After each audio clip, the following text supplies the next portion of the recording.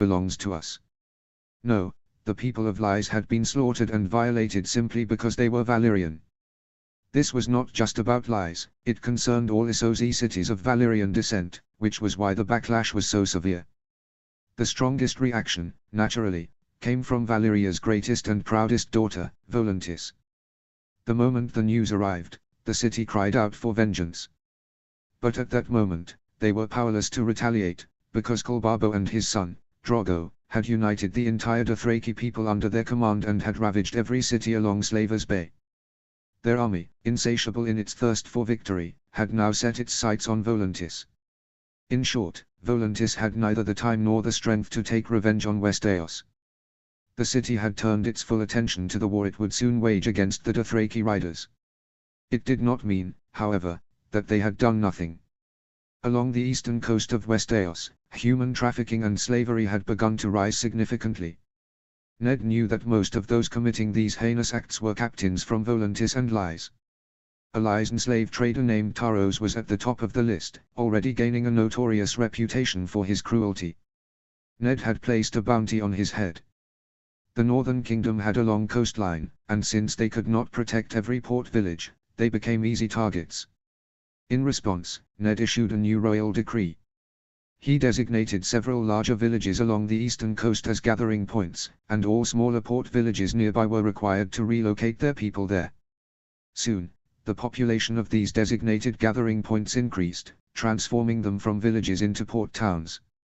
Resettling the people had not been easy, but thanks to the gold obtained from the sack of Lies, Ned had no concerns about the budget.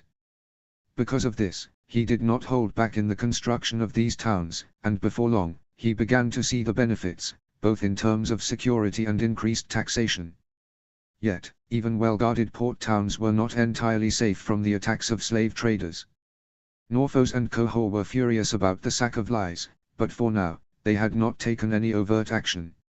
Norphos would follow Qohor's lead in this matter, and Qohor wanted vengeance.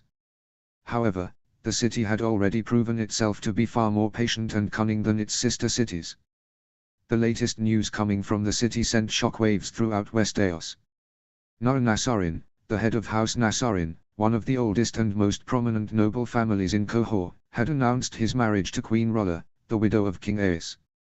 The wedding had been celebrated with great festivity, and Westeros's former queen had become the fourth wife of a Qohoric nobleman. This news was a major cause of concern for the leaders of the Three Kingdoms alliance. There was no doubt that Qohor was preparing to invade Westeros in the future, and this marriage provided them with a justification. If a child were born from this union, the situation would become even more dangerous. Even if no child came of it, young Daenerys could still serve the same purpose in her mother's stead. Without a doubt, it was a perilous situation, one that would be discussed at the next Royal Council. If conditions were favorable, even a conquest of Qohor could be considered. Tiosh and Myr were also angered by the sack of Lies, but they were more interested in looting the corpse of their former ally. For now, they would not pose a threat. Lies had endured such sackings before and had always managed to recover eventually. No doubt, history would repeat itself, but given their current struggles against Tiosh and Myr, their recovery would take much longer. In the worst-case scenario, they would end up as a colony of another city. Braavos showed little reaction to the sack, as they had never maintained good relations with the other Valyrian cities. Pentos had expressed disapproval, but as they were under Braavosi influence, they could do nothing more than reduce trade with Westeros. The Three Kingdoms alliance had coffers overflowing with gold at the moment, so an economic embargo would not affect the north too severely. The cities of Slavers Bay proudly carried the Valyrian legacy, but having just been ravaged by Kulbabo, they were in no position to take action. Ned was grateful for this. Had those cities still been active, the rise of slavery in Westeros would have been far worse. Not all of Essos consisted of Valyrian cities or Valyrian people. Some, such as Lorath, one of Essos's oldest cities, and Ib, an island nation, did not particularly care about the sack of Lies. Kulbabo, the leader of the Dothraki, had even loudly praised the Westerosi for their great raid. It seemed that the Three Kingdoms alliance had found an unexpected ally. For now, it seemed that the sack of Lies had not caused any major consequences. Still, there would undoubtedly be repercussions in the future. The city of sorcerers, Qohor, was already shaping up to be a feared enemy. There was also the matter of the Westerlands. When Ned learned of Jaime Lannister's madness and the events that followed, he was certain that the Lannister legacy had collapsed. However, the course of events had surprised everyone. Kevan Lannister had around 30,000 men, while Jaime Lannister had managed to muster about 20,000. The Westerlands had been preparing for war for some time, so these high numbers were not all that surprising. The two kings of the Rock had turned their swords not toward each other, but toward the invaders. Kevan Lannister had gathered his army in the south of the kingdom, waging a war of attrition against the Tyrells, making their lives a living hell. The Kingdom of the Rock, true to its name, was not known for its flat plains. The roads were mostly narrow and rugged, making it uncomfortable for large armies. Kevan Lannister used his enemies' discomfort to his advantage in every way possible. They emptied villages they conquered beforehand, burned crops, poisoned well waters, and frequently launched night raids, setting fire to the enemy's food stores. The Reach army was helpless against these tactics. Well, not exactly helpless. There was a solution: take Golden Tooth and use the King's Road to march toward Casterly Rock. But to do that, they would need to pass through the Kingdom of the North, and Ned was not about to sit back and watch 70,000 men march through the Riverlands. If they did so, they would face the wrath of the Three Kingdoms Alliance. So, the Golden Tooth route was not a viable option for them. They would have to use the hellish path Kevan Lannister had opened for them. Jaime Lannister was fighting against the Ironborn raiders, and so far, he had done a good job. However, it was a temporary success, as the main fleet of the Iron Islanders had yet to launch their attack. According to the intelligence Ned had received, Balon Greyjoy had gathered 70% of the Iron Fleet solely for the assault on Lannisport. King Jaime was not expected to withstand this attack. Meanwhile, during the war, they had a daughter whom they named Cerys Lannister. The lack of a male heir relieved many, and perhaps one of those people was King Jaime Lannister himself. According to Ned's intelligence, the relationship between the King of the Rock and his new queen had cooled considerably. It took Jaime Lannister a long time to come to his senses, and unfortunately, it was now too late. The Lannister sigil was a golden lion, the Greyjoy sigil was a golden kraken, and the Tyrell sigil was a golden rose. People had started calling this war the War of Golden Sigils. The Lannisters had done quite well so far, but it seemed they couldn't prevent the inevitable outcome. Jaime's chances of holding off the attack on Lannisport were extremely low. Kevan Lannister was making a very effective defense against the Reach army, but it wouldn't be enough to defeat them. The numerical difference was too great, and the Reach lords were well aware of this, which made them incredibly patient. "Your Majesty," the messenger entered and bowed respectfully before King Stark. "I have brought an urgent letter from Lord Jason Mallister." Ned nodded in approval. House Mallister had been tasked with observing the war in Westerland and the developments that followed, then reporting back to the king. This letter was likely detailing the outcome of the Battle of Lannisport. To his right, standing was the king's hand, Roderick Riswell, who gestured with his head. The Lord of the Vipers took the letter and began to read it carefully. When a letter arrives during the council, the king's hand reads it first, then briefly summarizes the developments to the king. This is the tradition, Eddard thought. We drove the Targaryens from the continent, but we're still ruling in their style. King Eddard, first of his name, Roderick Riswell began reading the letter aloud. "I, your loyal servant Jason, on behalf of House Mallister. The Southerners have a lot of time for pointless chatter. As predicted in the intelligence reports, the Greyjoys, having gathered more than half of the Iron Fleet, attacked Lannisport and... Fuck." Eddard Stark couldn't help but raise an eyebrow at the reaction. He'd never seen Lord Riswell so shocked. What happened? It says here that the entire Greyjoy fleet, along with the Lannisport harbor, was set on fire. The first reaction of the Northern King to this news was shock, followed by joy. The threat of the Ironborn seemed to have disappeared with one simple move, and this was especially great news for the Kingdom of the North. Eddard Stark no longer had to fear an attack on his country's western shores. Then, he paused for a moment and thought again. The Ironborn were regarded as the greatest scoundrels in all of Westeros, but they were particularly skilled in three things: naval warfare, blacksmithing, and shipbuilding. Their ships didn't burn easily. "Give me that letter." Ned quickly took the letter and read it carefully. During the battle, aside from Balon Greyjoy's third son Theon and his only daughter Asha, all members of the Greyjoy family were reported to have died in the fire. These two young children are currently under the protection of their grandfather, Lord Roderick Harlaw, at 10 Towers.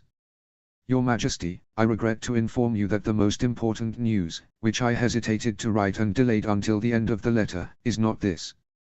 As you know, the ships of the Iron Fleet are sturdy, they don't sink or burn easily. My suspicions regarding this matter led me to investigate further, and after speaking with witnesses, I'm certain the claims are true.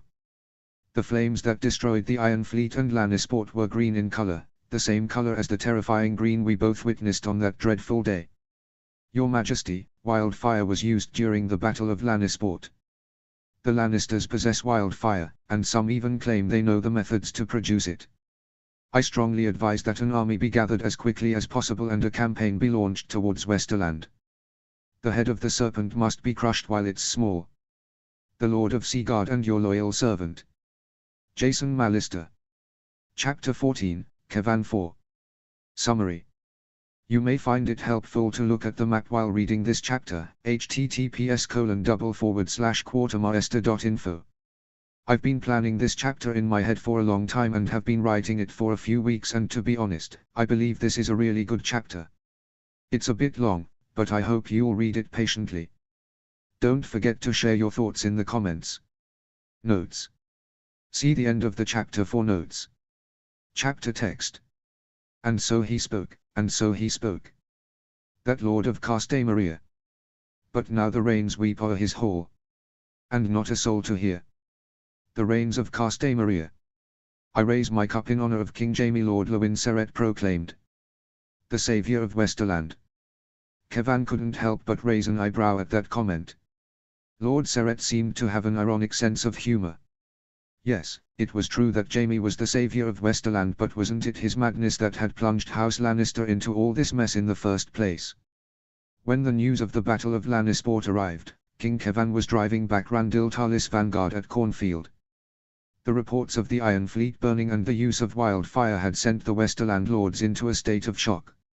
Everyone had the same question in mind: what was wildfire doing in Lannister hands? I wonder what my sworn lords would think if they knew I was the one who brought the barrels of wildfire to Lannisport, Kevan mused with a chuckle. In truth, everything had started after the Maidenpool Council. As Jaime was crowned king, Kevan, his hand, had immediately sent observers to report on the state of the ruined city of King's Landing. Kevan knew that the other kingdoms were doing the same, and there was only one reason for that: the royal treasury. Aerys the Wicked had been a terrible ruler in every way, but he had kept the treasury intact, barely touching it. Of course, this wasn't because he was a frugal king who cared about the kingdom's finances, it was simply that burning people alive with wildfire wasn't such an expensive hobby. As a result, the treasury had remained largely untouched and was still full. According to Kevan's late brother Tywine, the realm had at least 2 million gold dragons, and no matter how powerful wildfire was, it couldn't vaporize gold. 2 million gold dragons sat in the royal vaults beneath the Red Keep, waiting to be claimed in the midst of a ruined city, and the temptation was immense. Even House Lannister, in all its wealth, only had 3 million gold dragons at the moment. That was why Kevan had sent observers to King's Landing, to see if there was any way for House Lannister to claim that treasure. Other kings had done the same, and they had all received the same answer as Kevan, a resounding no. A few months had passed, and while the wildfire had burned out, the toxic green smoke still lingered in the city, sometimes carried by the wind to nearby settlements like Hayford, where it made the common folk sick. With strict security measures, one could enter through the outer walls of the city, but going any further was impossible. The deeper one ventured into the city, the denser and deadlier the toxic fumes became. Anyone who tried to approach the Red Keep would suffocate and cough up blood within minutes. In short, accessing the treasury was impossible, at least until the smoke above the city dissipated, which, according to the observers' detailed reports, would take at least 10 years. Kevan had quickly abandoned all hope of seizing the royal treasury, but while reading the detailed report, he discovered something very interesting. It appeared that the Iron Gate and the surrounding buildings had not exploded, they remained intact. The people in that area had not burned to death, they had died from the poison. Kevan found this detail fascinating. Truly fascinating. The Iron Gate sat right by the sea, and the main road through the city passed through it. Likewise, the Rosby Road also ran through it, making it one of the most frequently used gates in the city. If Ayres had planned the destruction of King's Landing in advance, it was impossible for him to have overlooked it. This question had lingered in Kevan's mind for weeks until he finally came up with an answer. Could it be that the wildfire buried beneath the Iron Gate had, for some reason, failed to detonate? Kevan immediately began to review the documents left by his brother Tywine and, before long, found a map showing the city's sewer plans. He directed his men to the sewers beneath the Iron Gate, and it didn't take long for his discovery to be confirmed. The wildfire beneath the Iron Gate had not exploded. Soon after, Kevan personally launched a large-scale operation. The wildfire beneath the city was secretly transported to Lannisport. It had been an incredibly expensive and risky project. Moving the wildfire without the watchful eyes of the extremely cautious Stannis Baratheon had added another layer of difficulty, but in the end, Kevan succeeded. Without a doubt, it was his greatest success during his time as Hand of the King. Although Kevan had managed to transport the wildfire to Lannisport with great difficulty, he did not intend to use it. It would only be used as a last resort for the future of House Lannister in an unimaginably dire situation. The use of wildfire would undoubtedly tarnish House Lannister's reputation, but such wounds could be healed. Above all, the name of Lannister had to survive. Well, at least that's what Kevan thought at the time. While transporting the wildfire, he had no idea about the grotesque incest between Cersei and Jaime. Kevan took a deep sip from his cup. They have silver gold hair, and we have golden hair. We commit incest like them, we are as arrogant as them, we use wildfire like them. Do you know who we resemble right now? Those damned Targaryens.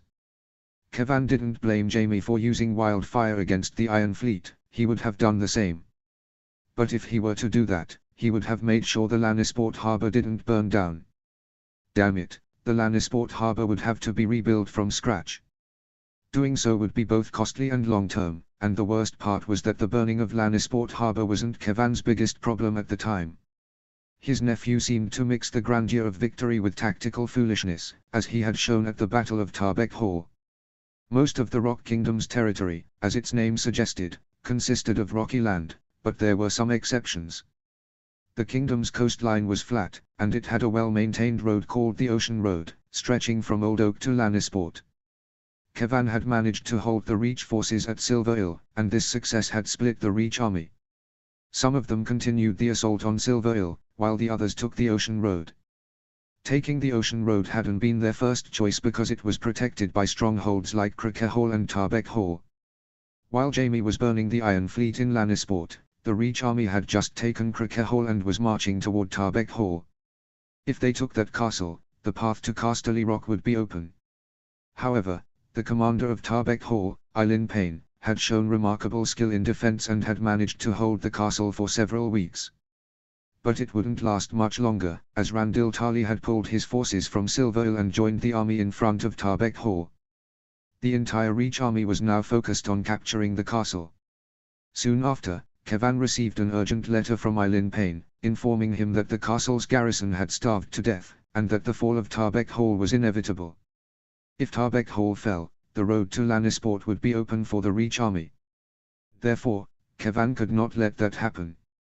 He gathered his 30,000 strong army and immediately began his march toward the Reach forces waiting at Tarbeck Hall. When Kevan arrived at Tarbeck Hall, Jaime was already there. His nephew had received the same letter from Kevan and had arrived before him. He had seen the Reach army, which was completely focused on attacking the castle, and had seized the opportunity to strike them from behind. Jaime had played all his cards at once. It was something Tywine would never have done, something Kevan would only do as a last resort, and it had worked. At least at first. The Reach army was stunned by the sudden attack, but under Randil Tarly's unshakable leadership, they quickly regrouped and began to encircle Jaime's forces. Just at that moment, Kevan arrived. Being attacked from behind twice would shake even the most solid of armies, and that's exactly what happened to the Reach. There were about 40,000 Westerland forces against 60,000 Reach soldiers. That day, without a doubt, House Lannister had been blessed by the gods.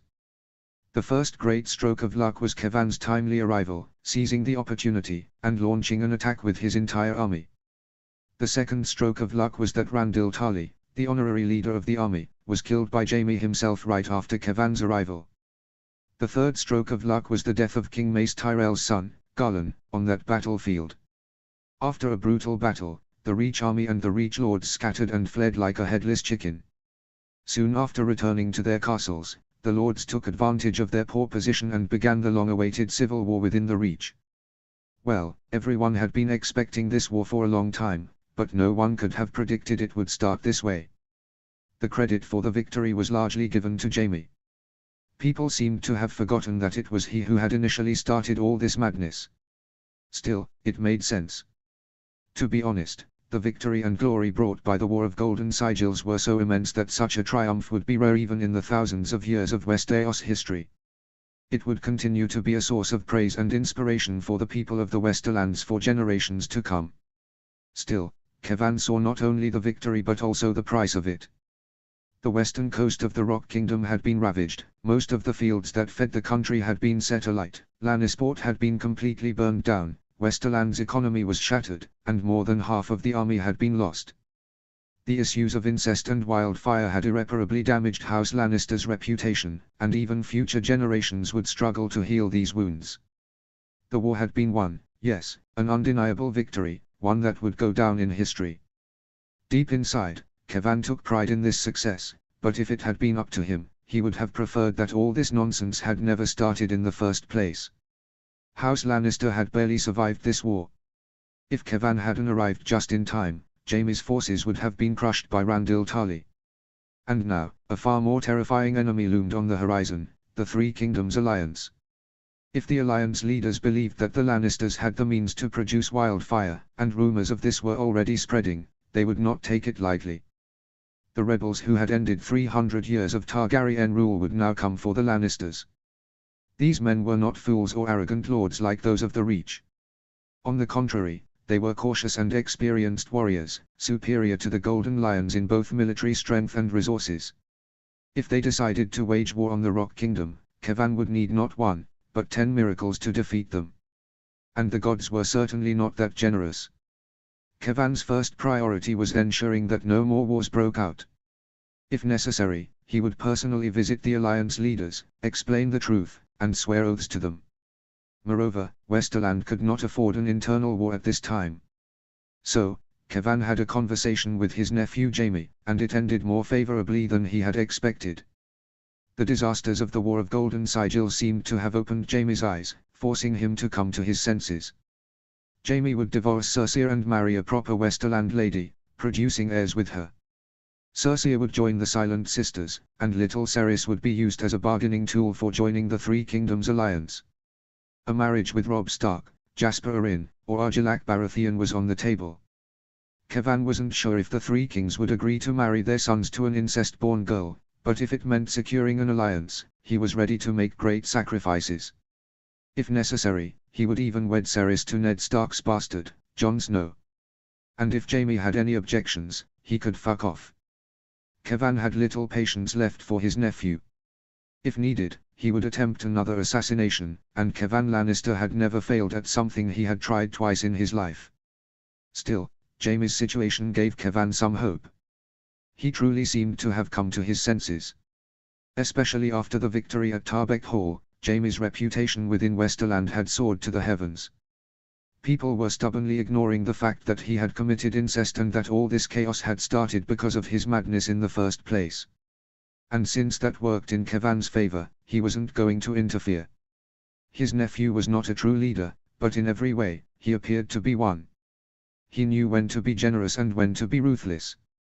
He could easily win people's loyalty and make them forget that he had fucked his sister. So be it, Kevan had said. His nephew would sit on the Rock Kingdom's throne, maintaining the morale of both the people and the nobility with his image of leadership. While Jaime put on a mummus show for the realm, Kevan would be the one actually running the country and cleaning up the wreckage he had left behind. For the sake of a stronger Lannister legacy for future generations.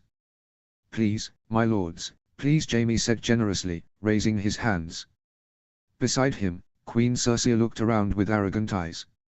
Very well, let her enjoy it while she can, Kevan thought. Today is not about me, we drink to the honor of the bride and groom.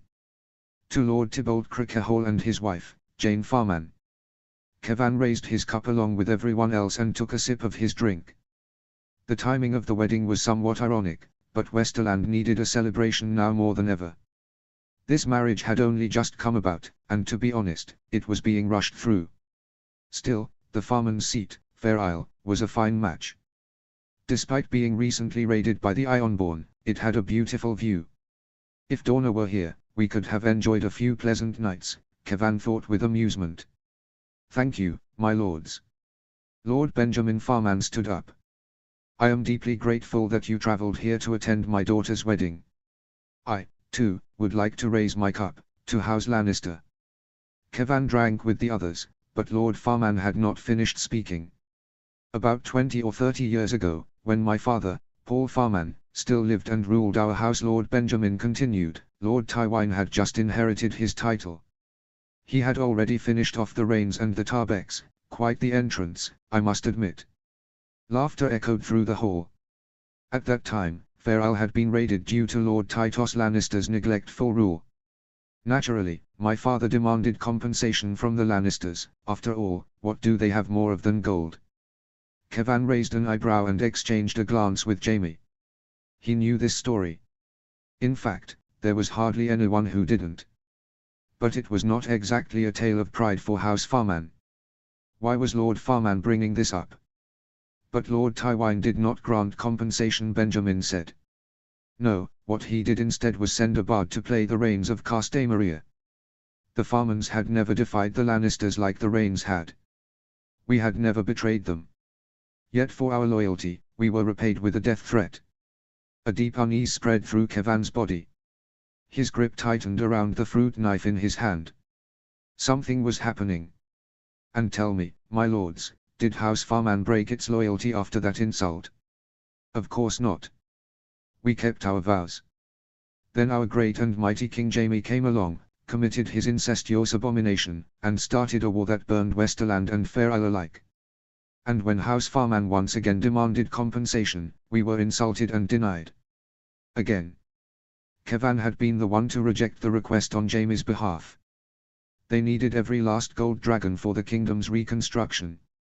And so here we are once more, my lords, Benjamin said, voice growing sharper. Standing in the very hall where Tywine Lannister had a bard play the Rains of Castamaria to threaten my family. But now, I have a new song for you. I hope you like it. As the music changed abruptly, Kevan grabbed at the hem of Lord Roland Crickehole's trousers and tore at his shirt, revealing the armor underneath.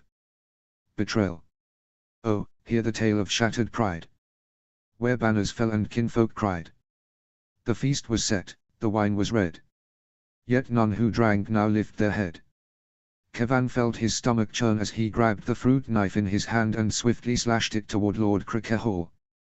The blade barely missed the old lord's eye, and in that moment, Kevan realized his hands were shaking uncontrollably. He watched as Circe was dragged away by several women wearing Seven's medallions, their knives stabbing into her from 100 different angles. Jaime let out a scream, leaping from his seat and rushing toward her, only to collapse moments later, coughing up blood. The wine was poisoned, Kevan realized. The golden lions marched with might, their banners shining in the night. Yet steel was strong and gates held fast. Their roaring now a breathless past. Sorry, Kevan, Lord Crickehole shrugged. But you shouldn't have handed the crown to that incestuous bastard. At last, Kevan couldn't hold it in any longer, he doubled over and vomited blood onto the floor. But even then, he did not let go of the fruit knife clenched tightly in his hand. Kevan was a Lannister. No matter what, he would fight to the bitter end. And then, a little longer. They came in pride, they came in force. The banners high, the path was course. But fate, it turned, the end was near. And none were left to mourn or fear. Kevan made another move toward Roland. The old Crickehole lord laughed mockingly at the weakness of the attack and reached out to grab the knife from Kevan's hand. But Kevan, with a cunning maneuver, shifted the knife from his right hand to his left and struck again at the eye. This time, he succeeded. Kevan had never failed more than twice in anything he had ever attempted in his life. And so he spoke, and so he fell. The proud lion brought low. Now the waves wash o'er their corpses, and none remain to hear their roar. Kevan laughed as he leaned against the table, then collapsed to the ground. With the last bit of energy left in his body, he looked around and saw the Westerland lords screaming and fighting. Some were being slaughtered like pigs, while others were being shackled and forcibly taken away. His brothers, Gerion and Tivjet, were among the dead. Kevan watched his nephew Jaime's throat slit by his old friend, Adam Marbrand. Why was Adam doing this? Once, he had been in love with Cersei and had wanted to marry her, but he had lost her to an opponent he never expected. Maybe that was why. The betrayal ran deep, and I did not see it. Tywin's voice echoed in his head. The gods forgive everything, but never stupidity. Now the rain falls on their bones, and none remain to hear their cries. Their banners tattered, their names erased, and none remain to hear their roar. Roland Crickehall, clutching his wounded eye and screaming in agony, struck Kevan with a punch worthy of the wild boar on his house's sigil. Then, without hesitation, he yanked his blade free and pressed it against Kevan's throat. Kevan closed his eyes and accepted his fate in silence. Death came the same way, silent, painless, merciful. To Kevan, a man's last thoughts should always be of the woman he loved. Dorna's hair was black, but it shimmered as if it were Lannister gold. Kevan loved her hair dearly. Now the waves wash o'er their corpses, and none remain to hear their roar. Notes. In my eyes, House Lannister has always been excessively, and I mean really excessively, favored by the author GRM. If even one event in the War of the Five Kings had taken a slightly different turn, the war could have ended with the downfall of the Lannister legacy. This chapter is the ending I, as a writer, deem fitting for House Lannister. Chapter 15, Catelyn. Summary. I can almost hear you saying, "What's going on, didn't you already post this chapter?" Let me explain. In my original plans, I wanted to trigger an event in the next 2 to 3 chapters that would shake the internal dynamics of House Stark, and to do that, I needed to have Catelyn sent back to Riverrun. However, after the reactions to the old Catelyn chapter, Catelyn does something that puts Illyria's life in danger, and some people couldn't understand why Ned would be so angry with her. I had to explain to some readers why a father who loves his daughter couldn't overlook such an act, which was honestly kind of absurd. I decided to scrap those chapters and plans entirely. I might explain what happened later, but writing it now would be a spoiler. At the end of the chapter, the Ned and Cat dialogues are different, but still, read carefully, because something very important happens. Catelyn's actions will definitely have consequences and a price to pay, and this isn't just limited to this chapter because Ned doesn't know yet. By the way, have I ever told you how much a father can be angry if you put his daughter's life in danger? I don't think this should have been necessary to explain, but I had to do it multiple times. Notes. As you know, in the previous chapter, I did the Red Wedding, and as I intended, it effectively hit many readers. However, some didn't like it, especially searching for logical flaws. That's why I wanted to share the comment of my reader, Blood Moon 13, here, as they explain the backstory and details of the chapter much better than I could ever do. Holy shit. I did not see that coming, and neither did the Lannisters, but when you think about it, it makes sense. Without Tywin, his children had the first bit of freedom for the first time, and Jaime and Cersei went rampant. They forgot that, yes, Tywin had the fear factor, but he was also an effective ruler. His lords trusted him not to do anything stupid and to make sound decisions, harsh, but he did not take unnecessary risks. His pride was earned, his reputation earned. Meanwhile, Jaime and Cersei coasted off the name that their father built and then burned it to the ground. Jaime and Kevan both underestimated just how much their lords could tolerate from them. Having Lannisport destroyed by the same thing that destroyed King's Landing, even if it was to defeat their enemies, and then to have their calls for aid and compensation rejected after they suffered and bled for a conflict that the Lannisters created, and having their new king mirror the same behaviors as the previous royal line responsible for killing their friends and family in King's Landing. And to top it off, their actions have now brought negative attention from the Three Kingdoms Alliance, the most powerful military, economic, and political force on the continent. Yeah. Safe to say that the Lords of the West have had enough if the prideful lions Jaime and Kevan both underestimated what happens when you take and expect but never do anything to build and give in return. You can't go from one mistake to another and keep going all while expecting unyielding loyalty. What do the other lords have to fear? Jaime has clearly proven that he is not his father. Cersei is the one that had many of their daughters killed, and Kevan spat on their sacrifice by not taking the throne from Jaime when he had the chance. Kevan failed to realize just how unpopular, and dare I say, hated Jaime and Cersei had become to the lords of the West.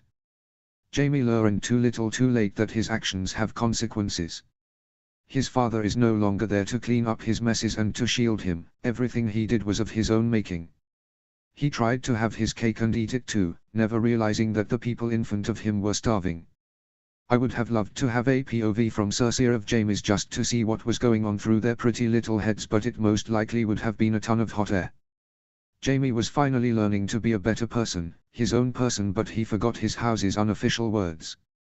A Lannister always pays their debts. Jaime forgot to pay his debt to his lords and people, and so they took the blood price from him.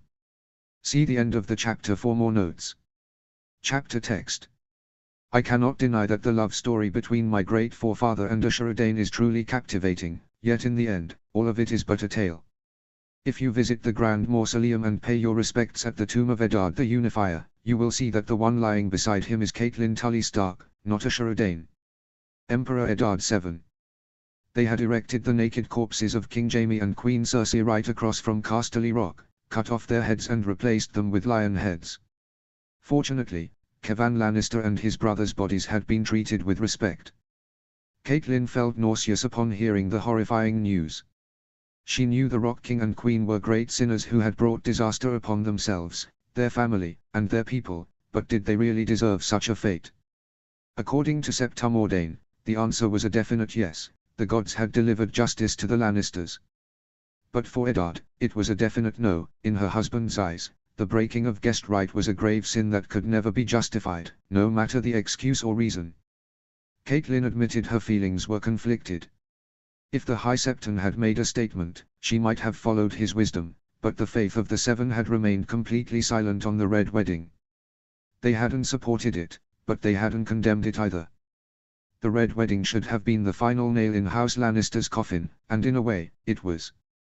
Never in their thousands of years of history had House Lannister fallen into such a weak and pitiful state. Yet they were still alive. They still held Casterly Rock. And they had become something they had never been before, a pack, just like the Starks. Tyrion Lannister, after the Red Wedding catastrophe, had declared his one-year-old niece Cerys the Queen of the Rock, and took up her regency. Shortly after, he showed everyone that he was far more Tywin Lannister's son than his brother Jaime ever had been. It wasn't just Lannisters who died in the Red Wedding, many of Westerland's nobles were either killed or captured in that treacherous attack. So House Lannister wasn't the only noble family angry at the rebels, but because their families were held hostage, they couldn't do much. According to Ned, Lord Tyrion had rescued all the captives with a clever and simple move. He offered the rebels Lannisport in exchange for the release of all prisoners, King Stark had said with admiration. The city wasn't as fortified as Casterly Rock, and the rebels' army had the upper hand. It wouldn't have taken long for them to overrun it. Lord Tyrion knew this, so he sacrificed his ancestors' legacy, hoping to take it back later. Why would the rebels accept such an offer? Catelyn had asked. Because they were afraid there might be wildfire in the city. They didn't want to suffer the same fate as the Iron Fleet, who recently attacked Lannisport and were consumed by fire. When the city was offered to them on a golden platter, they accepted. Ned had frowned. But it was the wrong decision. Once the prisoners were freed, there was nothing holding back the Westerland lords who were furious over the Red Wedding. They rose up against the rebels. According to Ned, the Westerland lords had split into three factions, the rebels and their supporters, the Lannisters and their supporters, and finally, the alliance of independent lords with no clear leader. These lords were angry at the rebels because of the damage they had suffered in the Red Wedding, but they were also reluctant to follow the Lannisters. Civil war in the Reach, civil war in the Westerlands, civil war in the Iron Islands, Ned had said, shaking his head. When we founded the Three Kingdoms Alliance at the Maidenpool Council, I knew the other realms would descend into chaos, but even I didn't imagine it would be this bad. No one could have. According to her father Hoster, Caitlyn's marriage to Eddard had been a great blessing for the Riverlands. If it weren't for you, the center of the war might have been the Riverlands instead of the Westerlands, he had told her. Caitlyn knew the history of her homeland well. The Riverlands had always served as a chessboard for other kingdoms to wage war. Fortunately, the gods had been merciful and just. They had punished not the innocent people of the Trident, but the disgusting nobles of the Westerlands who had broken all taboos. Her relationship with Eddard hadn't started well. Her husband's first act after the war had ended was bringing his bastard daughter home. That move had driven Caitlyn mad. She knew that nobles could have bastards, but those bastards were usually not raised in the household, not among the family. The most generous course was sending the child to a suitable noble house for education and covering the costs, just like they had done with Jon Snow. But Eddard hadn't done that. He brought the bastard girl home and raised her like a Stark in everything but name. That decision enraged Caitlyn even more. She was perfectly aware that the girl had been conceived before her marriage to Ned, but having a living, breathing reminder of Ashura Dane constantly before her eyes was something she simply couldn't bear. "He took me before you," she would say, as if to imply, "He loved me first, and still loves me. The only reason he loves you now is because I jumped from the tower." Every time Caitlyn looked at that bastard girl, she couldn't help but wonder if she herself was just a consolation prize for her husband, and that thought drove her even madder. The first few months of their marriage were filled with arguments. Caitlyn was stubborn, she wanted the girl gone. But Eddard was a wall of ice and refused to back down. It was not a good beginning to a marriage, not until their final argument. Caitlyn had complained that Ned seemed to care more for the bastard girl than for Robb. Ned had implied that he feared for his daughter's safety. Those words had shattered something inside Caitlyn. Illyria Snow could have been a living reminder of her mother, but she was just a 3-year-old little girl. Caitlyn had never once thought of harming her in any way. If she had done such a thing, she knew she would never forgive herself. However, Ned didn't know this, and he was concerned for their daughter's safety. It was then that Caitlyn realized her husband didn't truly know her at all, and this realization forced her to withdraw. Once they reached an understanding about the bastard girl, her relationship with Eddard had begun to grow into something resembling love. After Sansa and Arya were born, seeing that Ned doted on them just as much as he did on Illyria had confirmed something for Caitlyn. Ned was the kind of father who didn't hesitate to be strict or harsh with his sons when necessary, but he worshipped his daughters and spoiled them too much. In short, Illyria hadn't received any special treatment just because she was that woman's daughter. Realizing this gave Caitlyn some peace. Furthermore, the new High Septon had completely repealed and invalidated the old decree that bastards were sinful seeds who dared to challenge the rights of the legitimate. This helped Caitlyn relax even more, and she no longer felt so disturbed by Illyria. Well, her eyes still made Caitlyn uneasy, but not because they were Ashura Danes.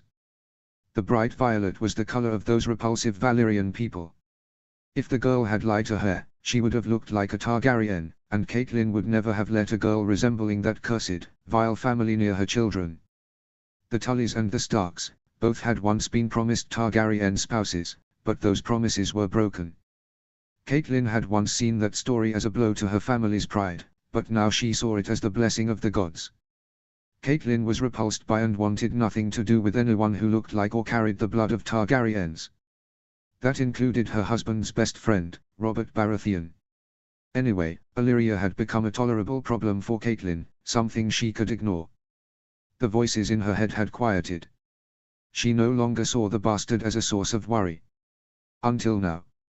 "I'm bringing my son Jon to Winterfell. He will live here, with his sisters and with Robb." You can't do that. "You promised me," Caitlyn stammered. "I promised I wouldn't legitimize them," Ned corrected. "I never said Jon wouldn't be raised at Winterfell." Why are you doing this? You're tearing our family apart." "Again." "I'm not tearing our family apart," said Eddard, frowning. "Jon is part of this family.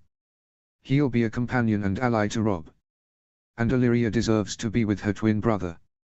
Caitlyn looked into the face of the man she loved and saw that familiar determined expression. Her husband would not back down. "Tell me, Ned. Tell me why you're suddenly doing this. If you've ever loved me, tell me." Ned looked at her for a moment, hesitant, then let out a deep sigh. I made a promise to his mother. The boy will be raised at Winterfell. Ashura-Dane, that woman again. Did you think he loved you, Lady Trout? A Dornish woman's laughter echoed in her ear. Ned loves me. He's always loved me. And now, he's bringing my son home. So he can be the next king in the north. Catelyn clenched her fists and stormed out of the room in anger. That's terrible news, Your Majesty, Lady Bracken said with sorrow. You do not deserve such humiliation. Yes, men can sometimes be truly ungrateful, Lady Went agreed. Even King Eddard is not an exception. Please, ladies, Catelyn raised her hand to warn them, be careful when speaking of your king. Her anger toward Ned was still fresh, but that did not mean she would allow women outside her family to insult him. Murmurs of apology were heard from the room. Lady Barbara Bree Dustin said nothing, but her eyes watched the conversation like a snake. I've actually heard some rumors, Lady Piper suddenly said. That Illyria is not King Stark's child. What? The women in the room looked at Lady Piper in surprise. Even Catelyn couldn't hide her curiosity, stepping out of her queenly role to ask, explain. At the dance at Harrenhal, I was there, Lady Piper said proudly. And I clearly saw, it was not King Eddard who invited Ashura-Dane to dance, but her brother Brandon. He acted on behalf of his brother. She shrugged. Lord Brandon is already known for his whore-like past, and Dornish women, well, they are hardly any different. They lack moral values and wouldn't hesitate to sleep with a betrothed man. This thought made Catelyn pause for a moment. Ned had only asked about Ashura-Dane once, and he had responded angrily. For the first time in her life, she had been afraid of her husband. But now, upon reflection, perhaps his anger wasn't directed at her, but at Ashura-Dane. Yes, the whore woman had made Ned fall in love with her, and then slept with her brother Brandon, breaking his heart. Instead of being with a wonderful man like Eddard, she had chosen to be one of Brandon Stark's many conquests. It was to be expected of Dornish whores. This thought planted a seed of hope in Catelyn. If Illyria was Brandon's child, then it would make sense why Ned had tried to hide her identity. Even if Ned Stark's child was a bastard, he would still receive a certain amount of respect because he was the man who led the North to victory in battle. But Brandon, he was not the same. He was a fool who ran to King's Landing, wanting Rhaegar's head. Illyria would be just one of his many bastards, so people would look down on her, and her mother would be seen as a whore. Ned must have wanted to protect the girl, Catelyn thought. Then, his firstborn, his one and only love, was mine.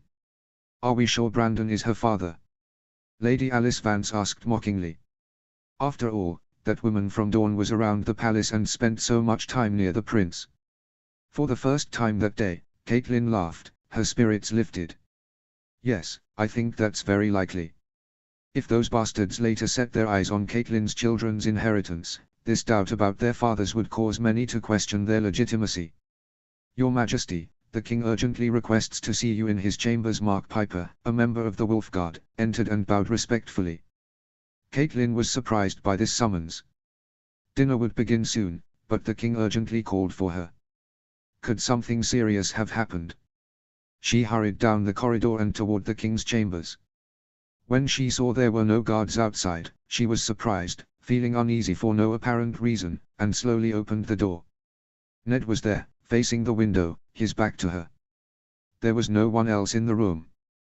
Catelyn, I have some serious news to tell you, he said, moving toward her and holding her arms. But I need you to stay calm. Catelyn felt a surge of fear at his words. What's going on, Ned? She asked. King Stark took a deep breath and then looked at his wife. Roose Bolton is dead, he said. Catelyn was surprised by the news, but it didn't upset her. After all, why should Roose Bolton's death bother her? On the contrary, it was good news. She looked at Ned as if asking a question. He was killed by a faceless man, Ned explained with a sigh. Contrary, Penrose and Harry Strickland were also assassinated in the same way. The latter managed to survive, but Queen Alea's brother was killed. We believe the people who hired the faceless men are from the Valyrian cities. I just received all the reports. At this news, Catelyn's whole body trembled with fear. Rob. Sansa. We have to protect them, Ned, this can't be happening, she screamed, looking at the wolf guard standing by the door with fear in her eyes. Could one of them be a faceless man? Or one of the servants? My children, I must protect my children. She tried to shake free from Ned's grasp, but the King of the North held her tightly. Caitlin. Cat. Stay calm, look at me, Ned said, locking eyes with her and speaking carefully. We're safe. Our family is safe, okay? Nothing is happening. He reassured her. How can you talk like this? They are faceless men, they could be anywhere. Caitlin shouted. Caitlin, you are the Queen of the North. I need you to stay calm. I won't do anything that would endanger our children, do you understand? Ned sighed. I'm going to change the Wolf Guard's security protocols entirely, and our family won't leave the western part of the castle for the next few months. There will be a code changed every 6 hours, written only by me, and anyone who doesn't know it will be killed instantly. He began explaining. The Wolf Guard and the servants we have will always be keeping an eye on each other, they will never be alone. No one will be able to enter the western part of the castle. I'm taking every measure I can for a faceless man. Our family will have to be quarantined like this for a few months. But Ned, we can't live like this, Caitlin said, still in fear, but finally managing to find a bit of logic. We are a royal family, if we act like cowards, everyone will look down on us. I know that, the king said, taking another deep breath. Lord Stannis is going to Bravos as a representative of the Three Kingdoms Alliance. He will meet with the Lord of the Seas personally and will find a solution to this faceless men issue. Until then, we will have to live in quarantine for a few months. After a brief moment of silence, Caitlin looked into Ned's eyes again and took a deep breath. Her fear still wrapped around her, but she knew now that they had to do something. It will be all right, Ned said, his voice firm. But Caitlin felt that something was missing. In that moment, it felt like the whole world was weighing down on them. The future was more uncertain than ever, and fear was slowing her steps. Ned, are we really safe? She whispered, her voice barely audible. A single tear fell from her eye, a reflection of her fear. Ned looked into his wife's eyes, took another step forward, and gently wrapped his arms around her. We are safe, he said, his voice soft but reassuring. His warm embrace, the comfort and security she was used to, brought a sense of relief to Caitlin. As the tension in her shoulders slowly eased, she rested her head against his chest. They stood there silently for a while, feeling only each other's presence. Caitlin, regulating her breath, could feel the calming effect of his touch. They stayed like that, holding each other. The fear was still there, but it was no longer suffocating. For now, they had each other. That was everything. When Caitlin lifted her head to look at him, there was still fear, but it was now softened by the reassurance his touch had brought. She nodded slowly, taking another deep breath. Okay, she said, we'll get through this. Ned nodded as well, his eyes filled with determination. Together he replied. Notes. The next chapter will be from Stannis's POV and will be posted in a few days. I won't keep you waiting too long. Stay tuned. Chapter 16, Stannis 3. Notes. Greedoom 283 AC. Maidenpool Council 284 AC. The Driftmark Meeting, 288 AC. Sack of Lies, 290 AC. Red Wedding, 292 AC. See the end of the chapter for more notes. Chapter text. They say that, after one taboo after another took place in the Kingdom of the Rock, the gods were so disgusted that they took away all the famous gold found in the mines of the Westerlands. How true this rumor is remains unknown, but the fact is that the Westerlands truly lost their famous gold mines. The local people and nobility have not had their former wealth for a long time. From Greedoom and after, the wolves marched to power by Maester Vat. Please wait here for a while, the servant requested with great respect. The Sea Lord will meet with you shortly. Stannis nodded in approval, then sat on the ornate chairs that showed the vast view of Bravos, along with the two men beside him, his most loyal supporter Davos Seaworth and one of the former commanders of the Golden Company, Laswell Peake, who now served Stannis.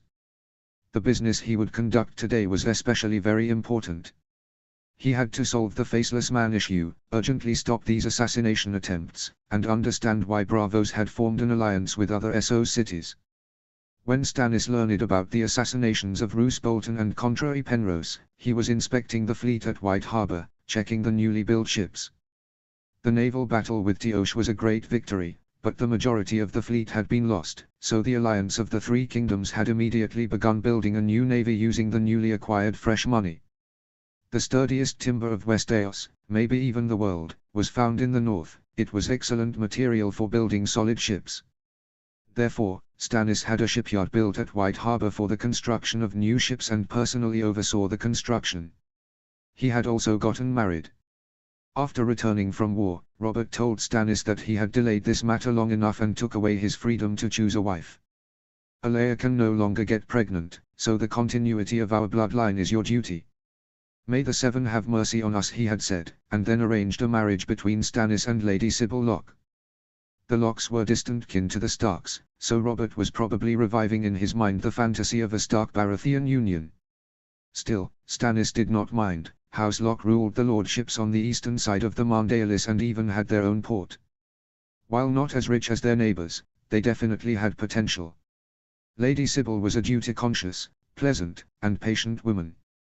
When Stannis left White Harbor, he left behind his wife and their one-year-old newborn son, Stanislav.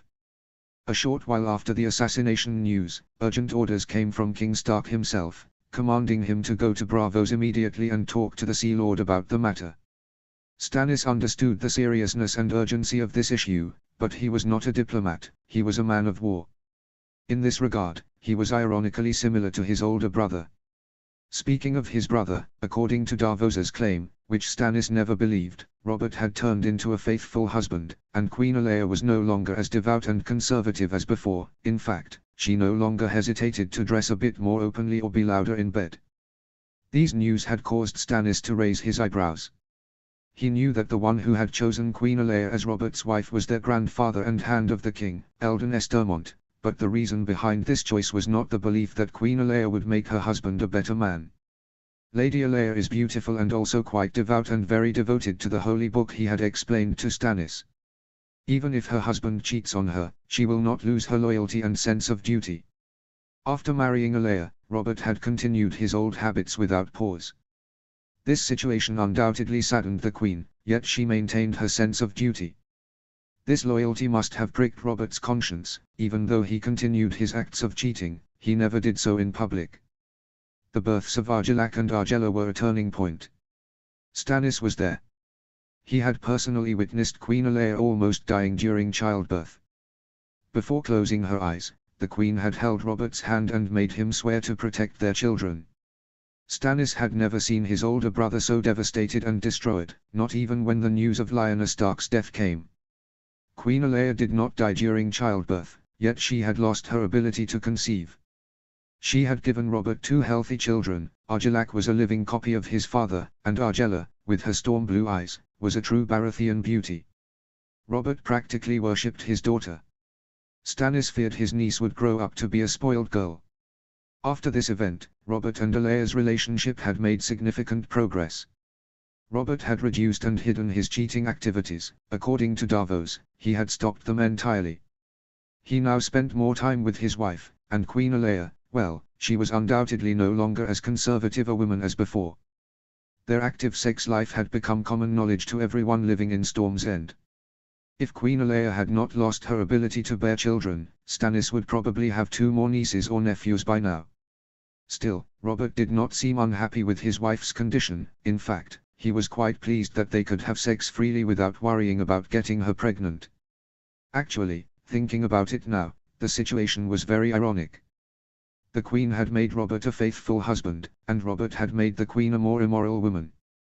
The husband and wife had made each other resemble themselves. Argilac, as his father's living copy, was stirring up storms in the castle.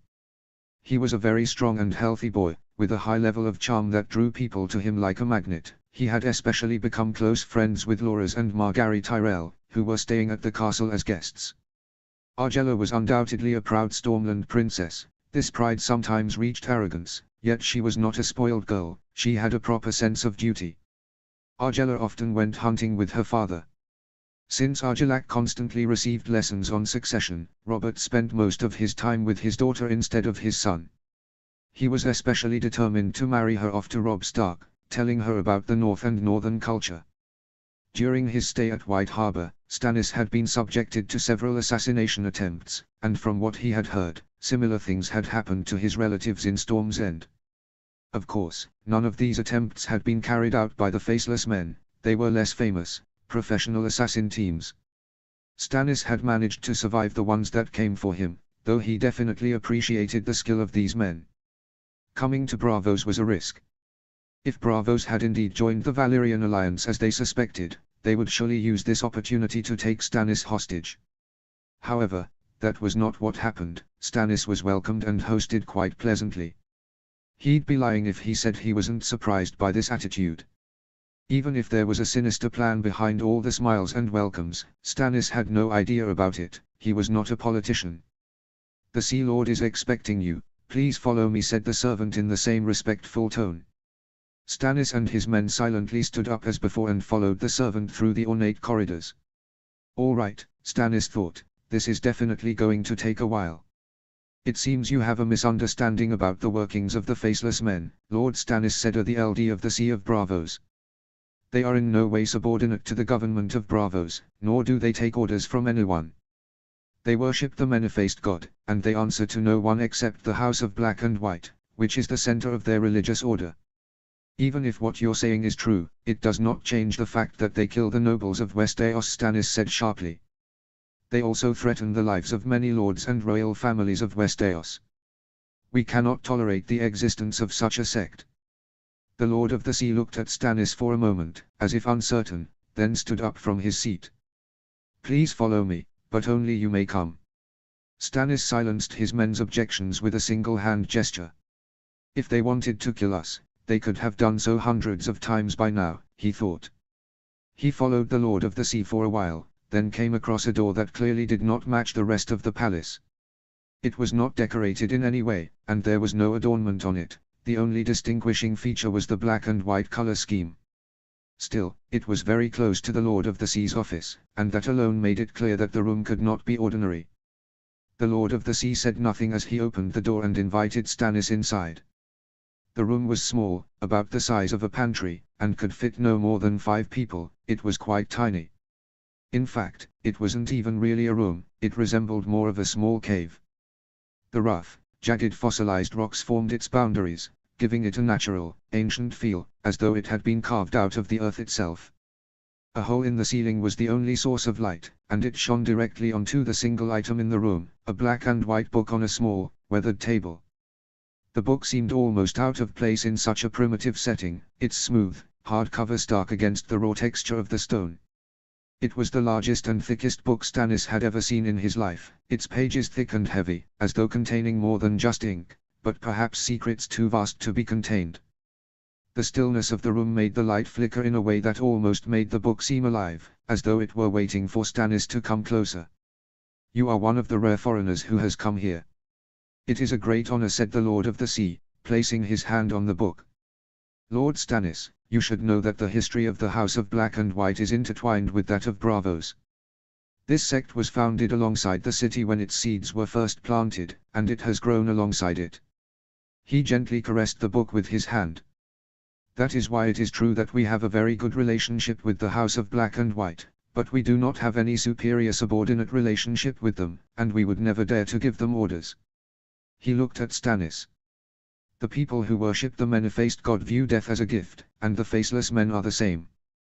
They never hide this gift from anyone. Not even from the Lord of the Sea of Braavos."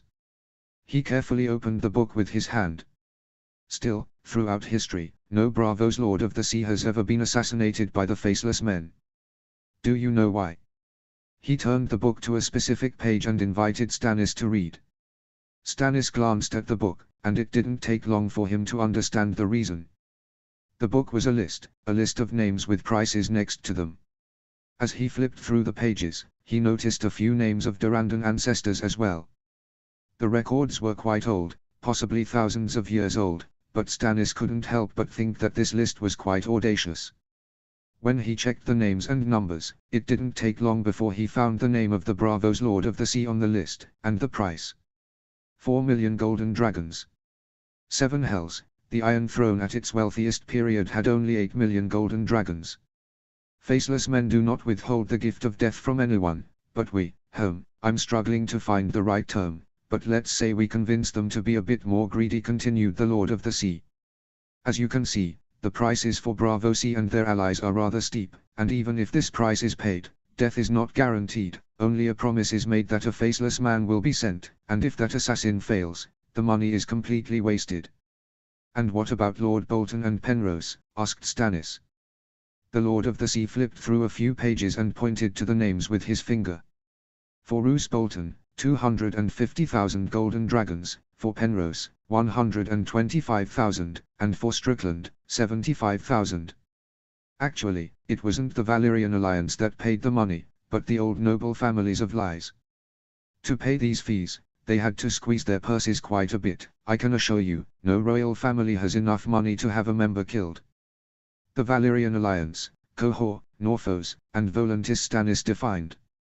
These are quite wealthy cities, they can afford to pay this price. Right and wrong, said the Lord of the Sea, continuing to flip the pages. He showed Stannis the names of the kings.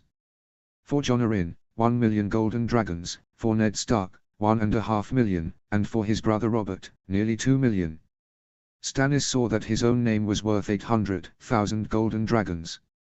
The Valyrian alliance can afford these prices, but they would have to cut back on their budget for a long time, so they will be very unwilling to pay.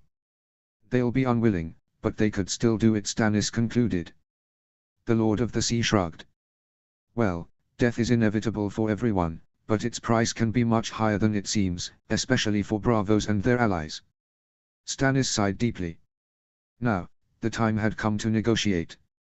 The Three Kingdoms Alliance promises to keep 70% of its treasures in the Iron Bank.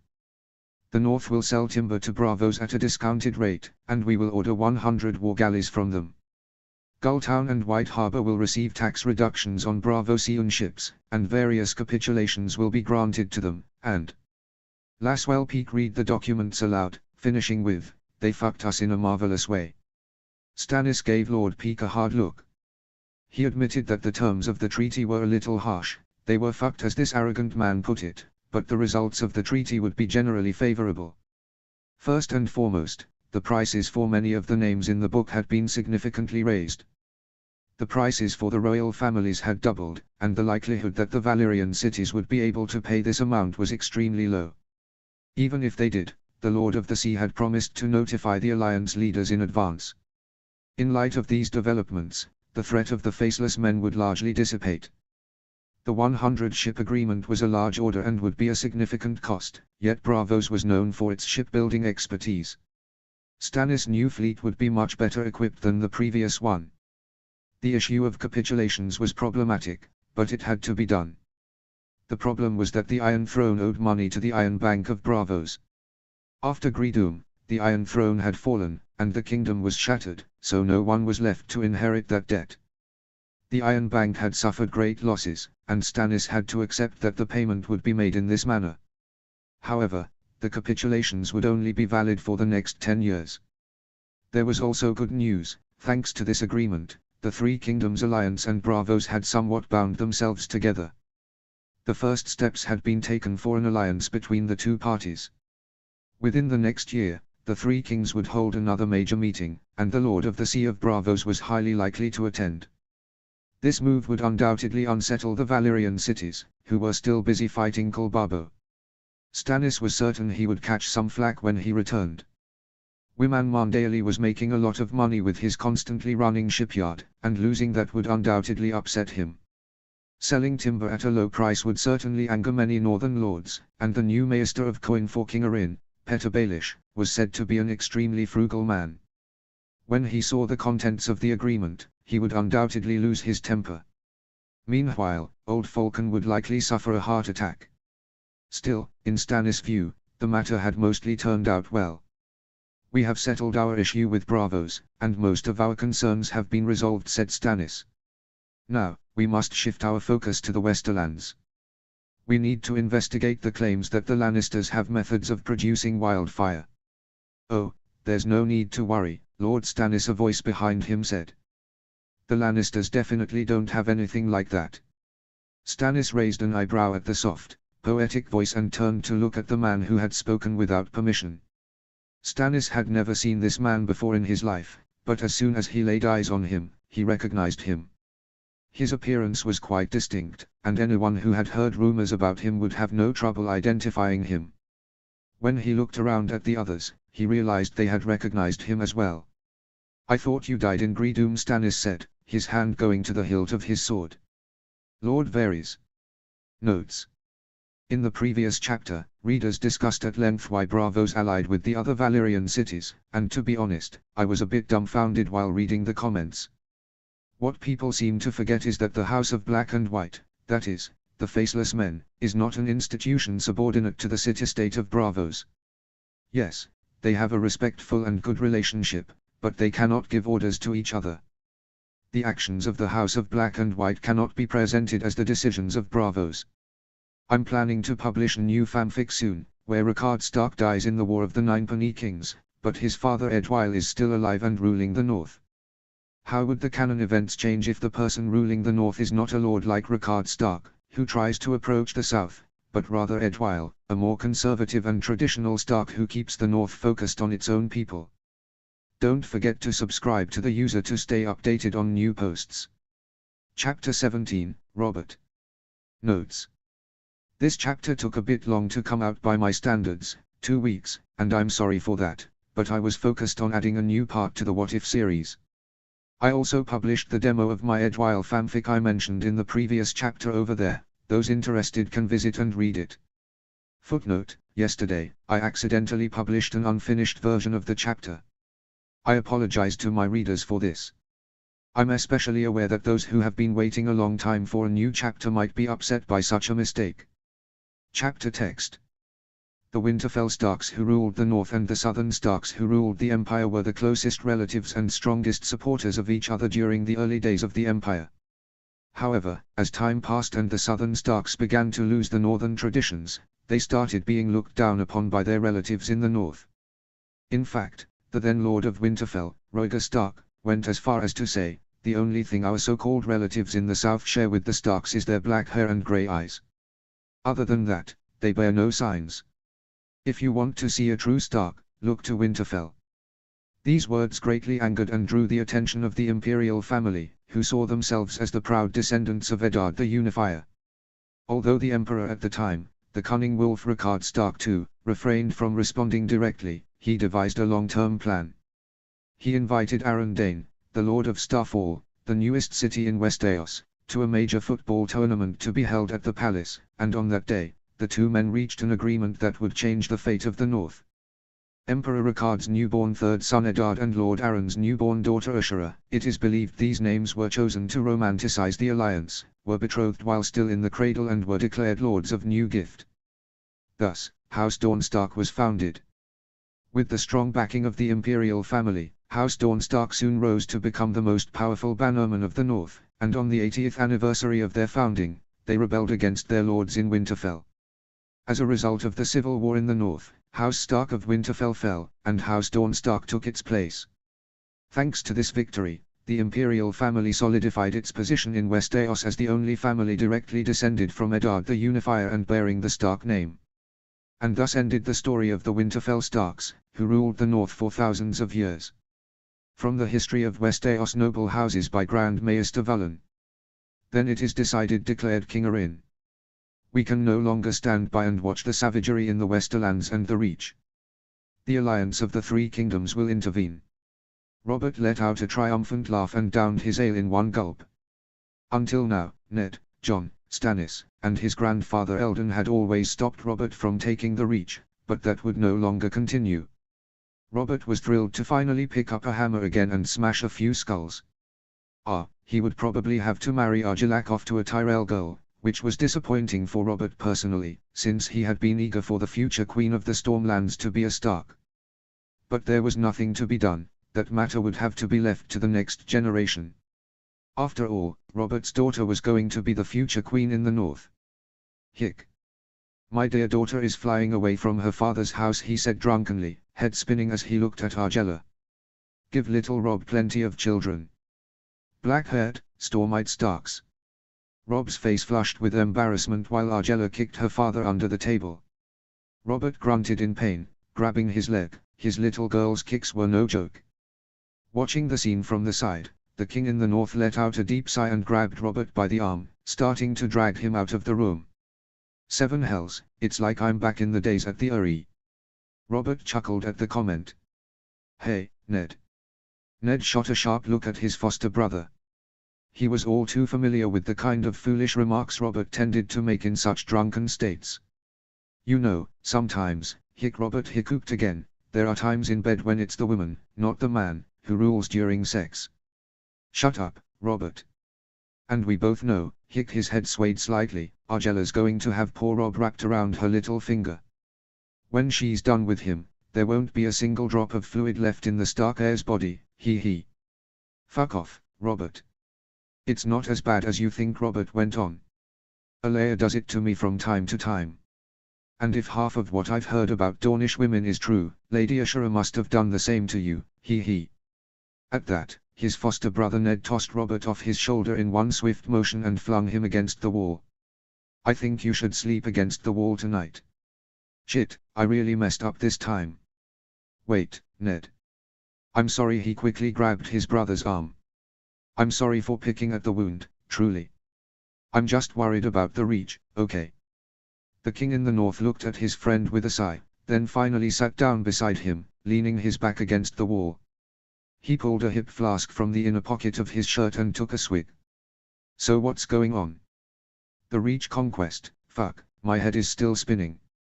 The Reach is at least 3 times bigger than my country, Ned. They say there's no peaceful land left except Old Town. Almost everywhere has been destroyed, conquered, or pillaged, and you're telling me I have to fix all of this? If it's you, no problem, Ned said with a shrug. The Reach is the land where anti-Valyrian ideology is at its peak. It's not just among the nobles, but it's quite widespread among the common folk as well, and it's encouraged by the Seven's Council. He pointed at Robert. And you killed Prince Rhaegar like a pig. If it weren't for the Greedoom, you would have overthrown the Targaryens and become king. And finally, you wiped out Lys, the city that carried the most noble Valyrian blood, from the map. He took a swig from his hip flask. For the anti-Valyrians, you're like a prophet, so they'll eagerly follow you. Just be your usual Robert self and use your natural charm. Heh, I guess you're right, I can do that. What about you? How do you plan on conquering the Westerlands? Yes, the division of land had been arranged this way, Robert would take the Reach, and Ned would take the Westerlands. The lands outside Casterly Rock won't be too hard to conquer, militarily, they are already in a broken state, Ned said thoughtfully. But I still haven't decided what to do after the conquest. Should I give the rule of the Westerlands to the Farmans or the Lannisters? The Farmans are a cursed family who break guest rights, and the Lannisters, their reputation in the realm is less than stellar, to put it mildly. If I choose them, I'll have to marry off the little Queen Cerys to my second son Edwyle, and just the idea of that marriage would absolutely drive Caitlyn mad. Why? Is there a problem with Queen Caitlyn? Robert asked, raising an eyebrow. There's no problem with him, it's just. My wife is probably the most anti-Valyrian person in the north. And she hates dragon blood even more than me, who fought against the Targaryens personally. Ned seemed to be trying to hide his face from Robert in an odd way. He was just looking up at the sky, watching the stars, as if he had discovered something very interesting there. The Lannisters, according to Caitlyn's taste, look too much like Targaryens, and little Queen Cerys is the product of an incestuous relationship.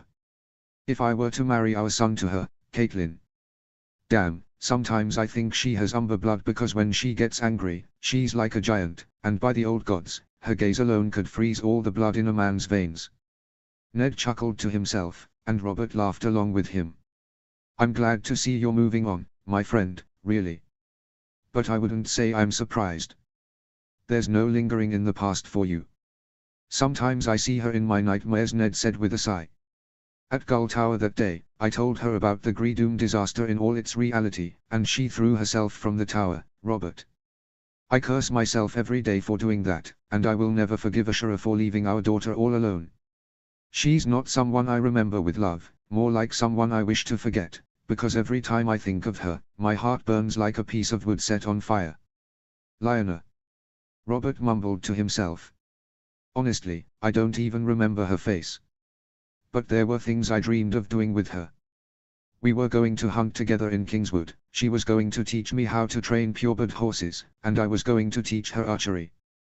Which other woman could I do this with? I thought. Well, until I met Alea. He paused. Fuck. Ned, I could tell she didn't like me much. Okay, I wasn't blind, but by the gods, I swear I didn't want to lock her up like the other southern ladies, having her sit in a castle and counting copper. Stannis could do all that. I know, Ned muttered, almost in a voice so low that even he wouldn't have noticed. And I thought she would realize. She didn't listen to me or my father, and didn't give you a chance. She had already labeled you, and refused to see beyond that. Anyway, look. What the hell is that?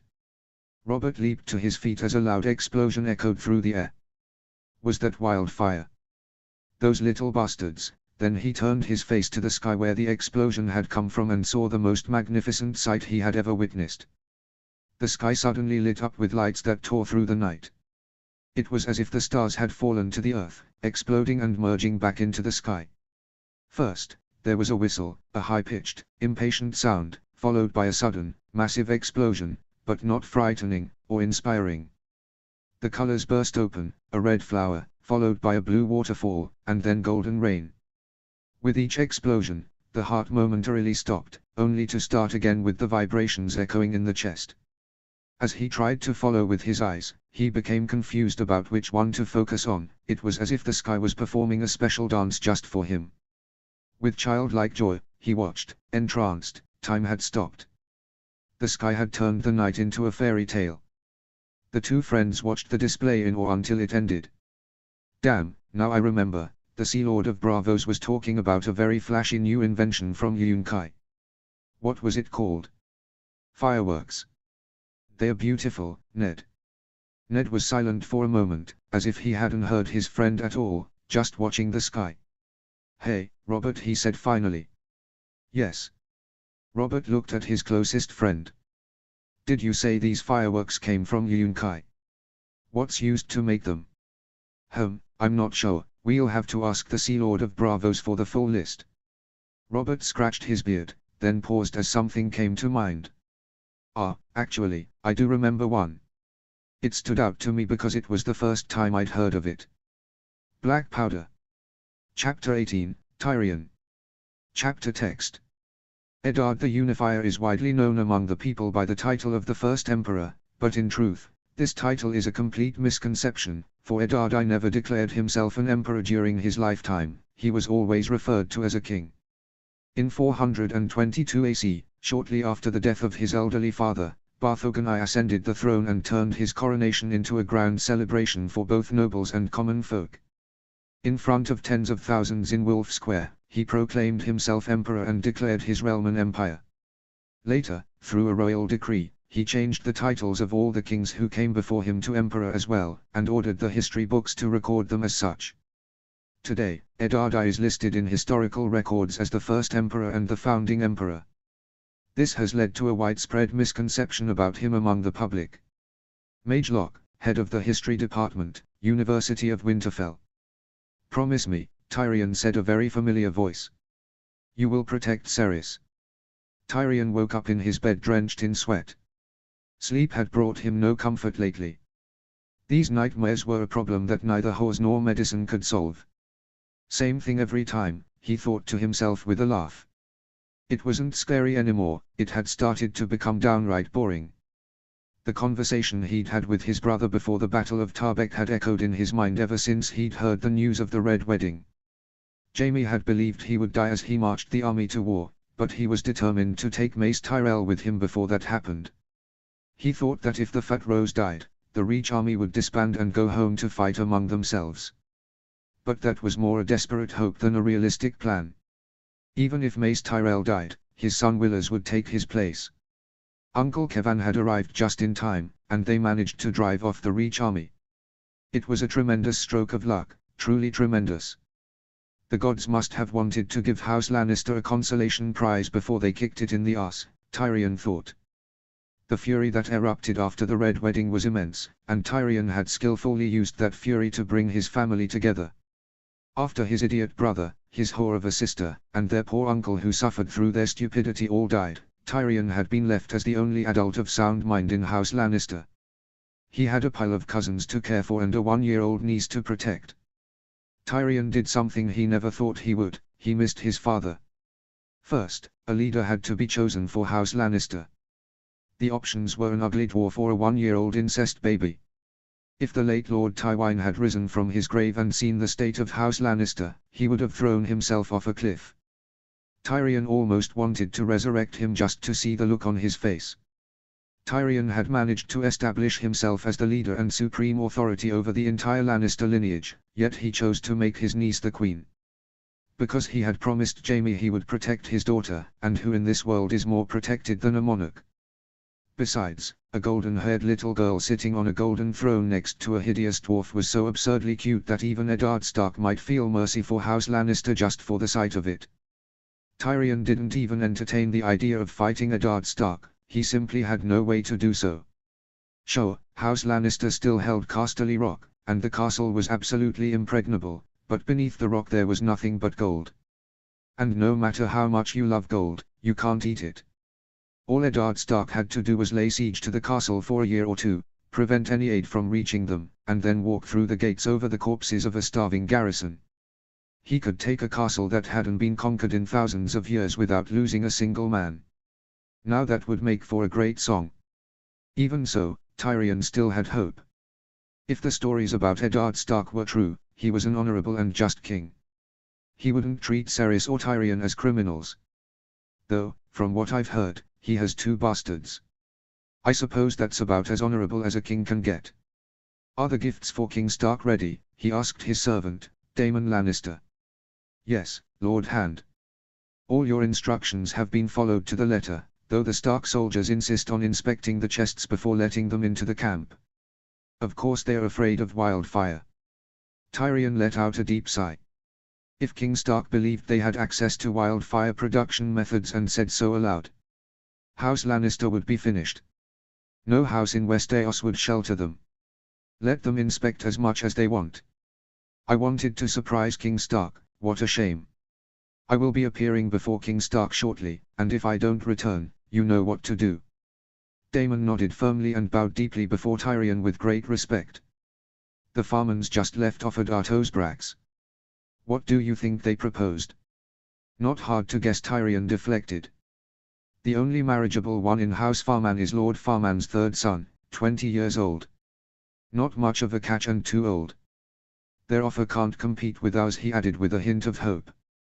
King Stark will see you now, said one of the wolf guards whose name Tyrion did not know. Tyrion walked inside with calm steps. King Stark did not particularly look handsome or charismatic, but he radiated the aura of a ruler, demanding respect. Tyrion and the king did not speak for several minutes. The king's attention was entirely elsewhere, focused on the parchment in his hands.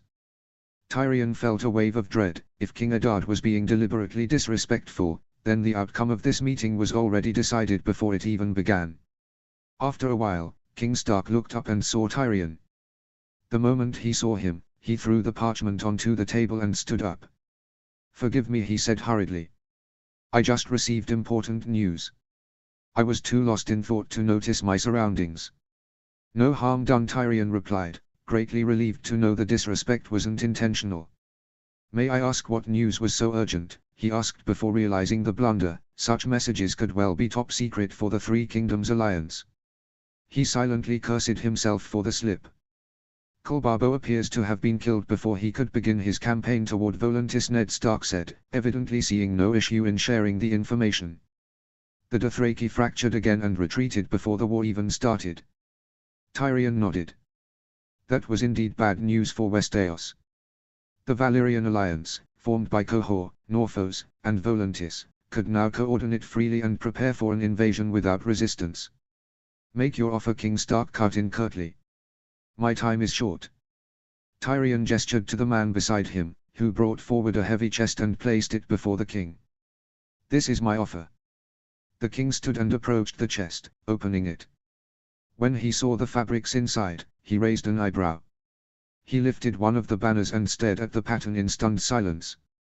"What is this?" "This," Tyrion swallowed what remained of his pride. "If you accept our fealty, this will be our new banner." The banner showed the classic golden lion of House Lannister, but it was not painted over a red background. Instead, it stood on the grey of House Stark. This banner was a clear symbol of complete submission to the Starks. Tyrion could not have explained the offer better. Everything was on the table for House Lannister's survival. Pride and honor could be regained later. "They said you were good at politics," King Stark said after a while. Clearly, they were right. "It is an honor." Tyrion bowed his head respectfully. "House Lannister offers you full fealty, on the condition that we remain Lord Paramount of the Westerlands. Additionally, we offer Queen Cerys' hand in marriage to your second son, Eddard. You want my son to marry a girl born of incest," Eddard Stark said as he took his seat. "If I accept this, the reputation of House Stark will be tarnished, and my grandchildren from Eddard will be judged all their lives. Tell me, Tyrion Lannister, why should I accept your offer? Why not simply crush House Lannister?" "Because the Lannisters, like the Starks, have endured for thousands of years, and there's a reason for that. Our roots are not easily severed. Because within the stones of Casterly Rock, there is still ambition, still fury, and still gold. Because Cerys is an innocent child, not responsible for the sins of her parents. And you, Eddard Stark, are many things, but you are not the kind of cruel man who would scorn a child." He knelt before the king. "Your son will rule the Westerlands under the Stark name. I am ready to give him, and you, my complete loyalty. My only condition is that the children born of Cerys carry the Lannister name. The Lannisters must continue to rule the Westerlands, as your grandchildren." King Eddard said nothing. He pierced Tyrion with a gaze sharp as a blade, studying him carefully, looking for even the faintest hint of a lie. At last, he spoke. "Does House Lannister possess wildfire?" "We do not know how to produce it," Tyrion answered immediately. "At present we only have one barrel left. Enough to blow open Casterly Rock's gate, and nothing more." Lord Varys said the same, the king murmured to himself. Tyrion couldn't hide his surprise at what he'd just heard. Was the spider still alive? "All remaining wildfire will be turned over to us," the king said finally. "Does that mean he's accepting the offer?" "As you wish, your grace," Tyrion said, elated. "Lady Cerys will be raised in Winterfell. That can be arranged immediately. I will assign a Castellan to Casterly Rock. He will speak in my name. Unless he gives an unreasonable order, you will follow his instructions to the letter. I accept. You will serve my son Eddard with full loyalty. If we find even a shred of reason to doubt your loyalty, we'll mount your head on a spear." "I'm ready to pay whatever price it takes," Tyrion replied without hesitation. Eddard Stark took a deep breath. He looked to his loyal advisors, Roderick Ryswell, Brynden Tully, and Willam Dustin. All three men nodded in approval. The king glanced back at the banners inside the chest. The golden lion of the Lannisters doesn't look right on a stark grey field. And to be honest, it resembles the banner of House Rain. "No need to disturb the bones of the late Lord Tywin, keep your old colours." "Thank you," Tyrion said with gratitude. This gesture was a sign of mutual respect. "Very well," said King Stark as he left the room. "It seems we have an agreement." Author's note: I showed my book to an AI and asked it to draw a cover illustration. This is the image it came up with. The Tully banner was unnecessary, but aside from that, I'm quite satisfied and wanted to share it with you. Chapter 19, Daenerys. Chapter text. While visiting the Wolf Court, Lord Hugo Florent brought along his two daughters. 16-year-old Lady Lila, with her red hair and blue eyes, resembled the late queen, while her 15-year-old sister, Lady Lara, had inherited their father's black hair and purple eyes. It was likely that Lord Florent hoped one of the girls would catch the eye of the aging king. When King Eddard realized this intrigue, he became furious. Not only did he expel Lord Florent from the court, but he also banned him from ever entering again. Ironically, during her brief time at court, Lady Lila met the king's grandson, Cregan. The two married a few years later. Lady Lila returned to court as a prince's wife and would later become queen. Lord Hugo Florent lived long enough to see his daughter crowned queen. However, the ban on entering the court was never lifted. Queen Lila kept her children carefully away from their grandfather, and King Cregan never allowed Lord Florent to benefit in any way from being the queen's father. From the History of the Kings of House Stark by Maester Killian. One of the nobles from Tioche said, "They have started to reunite Westeros again. We cannot allow this process to be completed, otherwise it will become a bite we cannot chew." As the debates inside the room flared up, one of the nobles from Essos asked in surprise, "How can they unite so smoothly? Westerland and the Reach, both are fire pits." Westerland didn't have much military strength left anyway. Although there was some resistance, in the end they all knelt before King Eddard. The king sent all the nobles responsible for the Red Wedding to the wall. "And what about the Reach?" another asked. "They must have put up serious resistance, right?" King Robert married Lady Margaery Tyrell to his heir, said a noble, smiling bitterly. And he announced he would grant amnesty to all the Reach lords who pledged allegiance. Needless to say, they swarmed like fleas and became his most loyal subjects. The easy reunification of Westeros is quite unfortunate, but both Westerland and the Reach are regions that have been heavily looted and ravaged, said one of the elderly lords. "It will take a long time for the kings to improve those areas, and we will arrive before they finish." "You seem overly unconcerned, my lord," said one of the nobles from Lys. "I must remind you that the Sea Lord of Braavos met with Alliance leaders in White Harbor. If they attempt an invasion against Essos, Norphos will be their first target. The 3 cities of the Valyrian Alliance alone can gather 120,000 soldiers," a nobleman tried to interrupt, saying. "That number means nothing. The Northern Kingdom can muster at least 80,000, even 100,000 if pushed. The Vale can field between 30,000 and 50,000, and Stormlands similarly have the capacity for 50,000 to 70,000 soldiers. Do you think those men are fools? I'm telling you, they already expect an invasion, and when we stand at their gates with 120,000 soldiers, they will respond with all their armies. First they will drive us out, then they will come to our doorsteps for revenge, and our neighbors in Essos will certainly take advantage of our cities being undefended. I'm not even mentioning those damned Dothraki. When did the heir of the glorious Nassarin family become so cowardly? We are the noble blood of Valyria, those vile Westerosi creatures cannot stand against us." "Enough!" shouted Lord Nassarin, her mother's new husband, pounding his hand on the table. "For an hour, all I've heard are your meaningless babblings, and now you insult my heir in my own house. Everyone except family members, leave. We will meet again tomorrow." The disgruntled murmurs of the Valyrian nobles in the region were heard, but no one wanted to oppose the head of the Nassarin house, who had a fearsome reputation. After a while, everyone left the room. "Father, no matter how you look at it, this is madness," said the old lord's son. "We will be at war not with a country or a kingdom, but with an entire people. The Westerosi will never allow the Valyrian peoples to rule over them." "I am aware of that," Lord Nassarin brushed off the matter. "You know I won't move until our preparations are complete and I am certain of victory." "Relax. Have you spoken with the Council of Sorcerers, father?" one of the daughters asked. "Can they help us in any way?" "They rambled nonsense about Westeros being foreign lands where other gods rule," Lord Nassarin said through clenched teeth. Qohor was known as a city of sorcerers, but magic had died with the last dragon. "We can produce wildfire, but we will need dragon bones." "Dragon bones shouldn't be too hard to find, we have a few skulls in our exhibit room," said one of the household members. The Nassarin house was of Valyrian descent. They had never been dragon riders, but they had long served as governors for the ancient empire. Because of this, they possessed a few dragon bones. Even if not from here, the largest dragon bones in the world are found in the Dothraki Sea. It would be difficult to bring them, but not impossible. If we are going to invade Westeros, we can't rely on wildfire or magic that's long dead. "We're not doing that," Lord Nassarin said firmly. "The nobles I just drove out were not the leaders of the Valyrian Alliance, only a few pests. We have been speaking with the leaders for a long time, and our preparations will be extensive.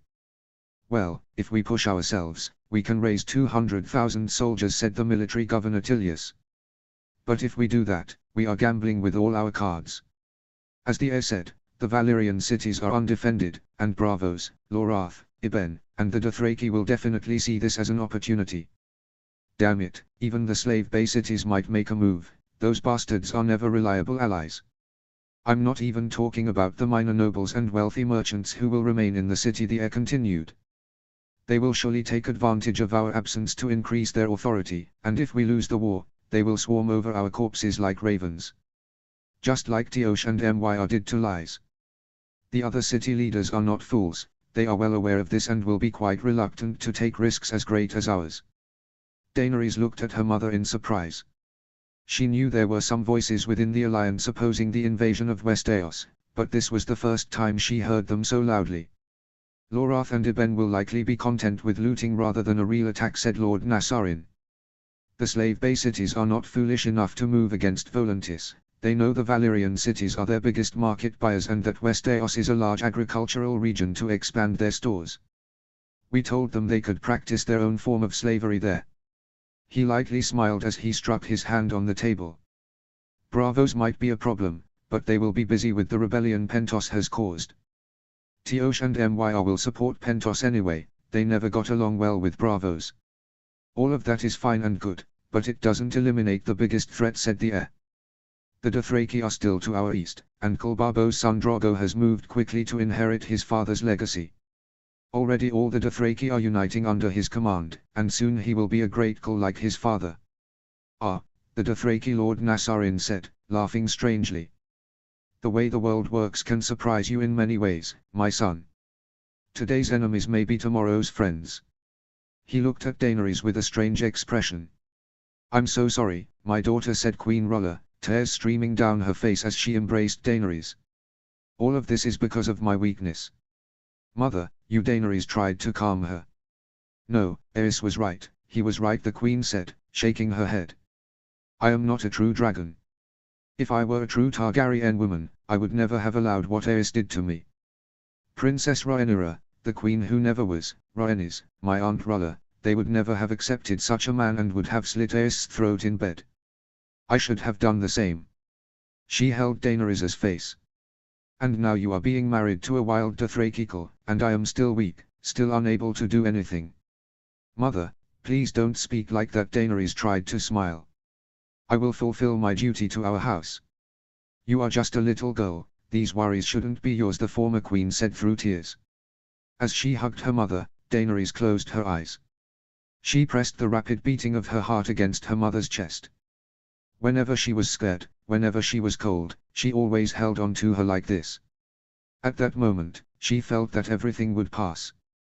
Maybe the world was still in chaos, maybe the answers were still far away, but her mother's scent, the warmth of her hands, everything was right where it should be. They stayed like that for a while, quietly. Then Daenerys gently lifted her head. Everything will be all right, she whispered, and in that moment, she truly believed it.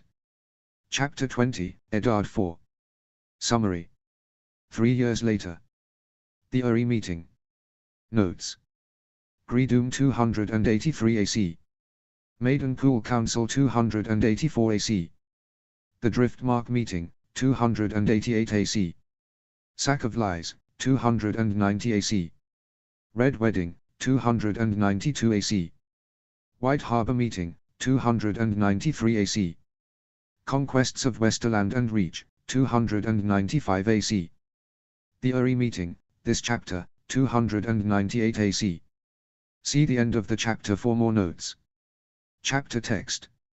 Even after the Starks began ruling, both the common folk and the nobility continued to use the term Iron Throne.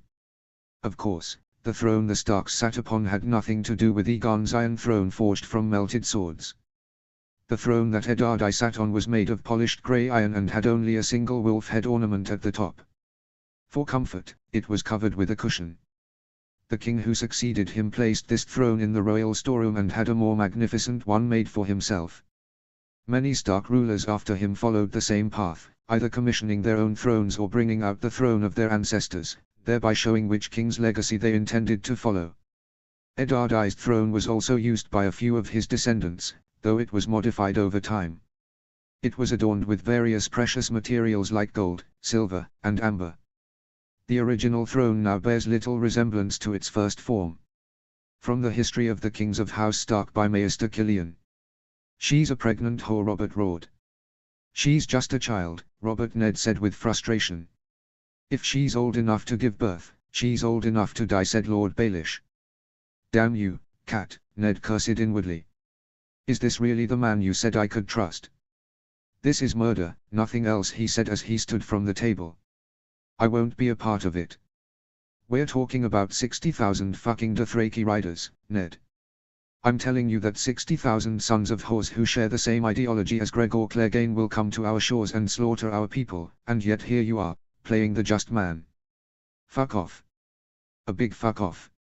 Robert kept cursing behind him as Ned walked out of the room. "He can't speak to you like that," Father Rob murmured. "Even if he is my father-in-law." "It doesn't matter," Ned brushed it off. "He'll come to his senses. Besides, King Arryn wouldn't approve of such an act." "What either of you thinks doesn't change much." Caitlin shook her head. "He's the king, not your vassal. If he gives the order, there's nothing we can do. In our youth, he wasn't like this. He wasn't afraid of children or of unfulfilled possibilities. He changed after Lyanna died, but I thought Queen Alea had fixed him." Ned sighed in sorrow. "I heard Queen Alea supports this idea." "Then I suppose the opposite of what I thought is true." Ned couldn't hide his disappointment as he walked through the corridor. He could understand why Robert was doing this and the reasoning behind it, but a man had to have honor and principles. Otherwise, what made him any different from the lowly Valyrian society he cursed all day? As the head of House Stark, Ned was of course familiar with his family history. When people thought of Stark history, names like Brandon the Builder or Theon the Hungry Wolf usually came to mind, but Ned knew more than that. House Stark was thousands of years old, and not all its rulers had been good men. There had been Stark kings who loved torture, rape, who violated guest rights, even who tried to engage in slave trading. The blood feuds between Stark and Bolton kings were famous. It was said a Bolton king once flayed a Stark prince and wore his skin as a cloak. That story was true, but incomplete. The Stark prince flayed by the Bolton king had raped the king's daughter. Some of those kings and princes were Ned's great-grandfathers. The current Stark line came from their blood. If Daenerys was to be punished simply because her father was Aes, then by that logic, the Starks should also be judged. Madness, deformity, stillbirths, or cruelty, none of these things were unique to House Targaryen. Nearly all great houses had faced such things in their millennia-long histories. The reason the Targaryens stood out so much was likely because their cases had occurred so frequently in such a short span of time, 300 years. In every generation, there was always at least one incident. King Jaehaerys and Queen Alysanne had 13 children, but only 2 of them lived long enough to outlive their parents. Similarly, Ned's great-grandfather Lord Cregan Stark had 10 children. When Lord Cregan died in his 90s, most of his children were still alive, and that was how it should be. The Targaryens really did seem abnormally cursed. Perhaps it was because of the incest. Maybe their constant violation of taboos had brought the wrath of the gods upon them. In any case, as I said, Robert will come to his senses, he repeated. I need to arrange betrothal talks for Illyria. The matter of Illyria had recently started to become troublesome. Due to rumors spread by an unknown figure, people began to whisper that her father was Brandon, or even Roger. The second rumor was particularly dangerous. Ned feared something might happen to his daughter, so he increased her security and made sure she sat next to him at nearly every feast, emphasizing that she was his own child. In truth, the best course of action would have been to legitimize Illyria, but he had promised Caitlin he would never do that. Though he later tried to convince his wife, his words fell on deaf ears. Their relationship was already strained because he had married Edwyle to a girl born of incest. Illyria's bastard status made finding her a marriage prospect difficult, but as the beloved daughter of King Stark, and especially a girl as beautiful as her mother, she still had many suitors. Caitlin had recommended Beric Dondarrion. Ned was reluctant. Beric was a bit too old, his household was poor, and he lived far from the north. Nearly all eligible men in the Westerlands were considered potential husbands. Their houses were in the worst condition they had been in for thousands of years. As such, they wished to forge marital ties with the royal family, even if only through a bastard daughter. Adam Marbrand was particularly passionate in his pursuit, but Ned shut the door on him completely. He knew the young man had drawn a blade against his own king during the Red Wedding. Ned had sent many involved in that event to the Night's Watch, but he couldn't do the same to Adam Marbrand. The young man was the last surviving member of his house. If he sent him to the Watch, the ancient line of House Marbrand would go extinct. Ned didn't want to be responsible for such a tragedy. Instead, he imposed extremely heavy tax penalties. House Marbrand wouldn't recover for several generations. In any case, while still residing at the Eyrie, he hoped to find a husband for his daughter. Of course, Illyria's own choice also mattered, but that was a matter for another time. For now, he only needed to see King Erin. Old Falcon coughed harshly in his sickbed as Ned quickly offered him a handkerchief. Jon Arryn had once been the strongest and noblest man he had ever known. Seeing him like this shattered Ned to pieces. "I heard you argued with Robert," said the old man. "Robert is spouting nonsense again," Ned said. "He didn't want to burden him with political matters in this state." "You're both well over 30, said Jon Arryn with a sigh. "But you still act like children." As Ned bowed his head in embarrassment, the old man chuckled to himself. "Ned," said King Arryn at last, "I have a request of you." "Of course, anything," Ned said at once. "I will soon bid this world farewell, and—" "Please don't talk like that. Don't interrupt me, Ned. I'm an old man and my breath is short." The old man coughed. "Death comes for everyone, and I'm no exception. But don't worry, I still have some time left." He sighed again. "Jasper is still very young, and my wife Lysa, her mind isn't sound. I'm afraid of what will happen to the Vale after I die. I'll do everything I can to protect them. I have no doubt about that." Jon waved his hand. "But you can't influence an independent kingdom too much." Ned tilted his head to the side, showing he didn't understand. "Being the first king of the Vale in 300 years was nice, I won't lie," the old man laughed. "But even when I started this, I knew it wouldn't last long. Jasper can't be king. You. After I die, I want you to take over the Vale," Ned the old man said firmly. "I also considered tying it to the Stormlands, but to be honest, Robert is not a good king. But I can comfortably entrust the Vale to you, and your heir, young Robb, has high potential. I see no issue in entrusting the future of House Arryn to the Starks. Jon, I don't know what to say, but I swear to you, I will put my life on the line for the Vale if I must." "Don't rejoice just yet," the old man chuckled. "The union won't happen so easily. The Vale will demand many of the privileges Dorne once had. Talk to Nestor about the details." Ned truly didn't know what to say. He just stood in silence and held the old man's hand. Until old Falcon said something Ned had never expected. "I once thought of marrying your mother." Ned looked at his stepfather in shock. As the old man looked at King Stark's stunned face, he let out a booming laugh as if he had regained his health. "Don't be so surprised. After my first wife died, I started looking for a new lady for the Eyrie, and one of the candidates was your mother. We already had very good relations with the North, and the Northerners definitely had a certain lobby over the Vale. Your mother was a good candidate.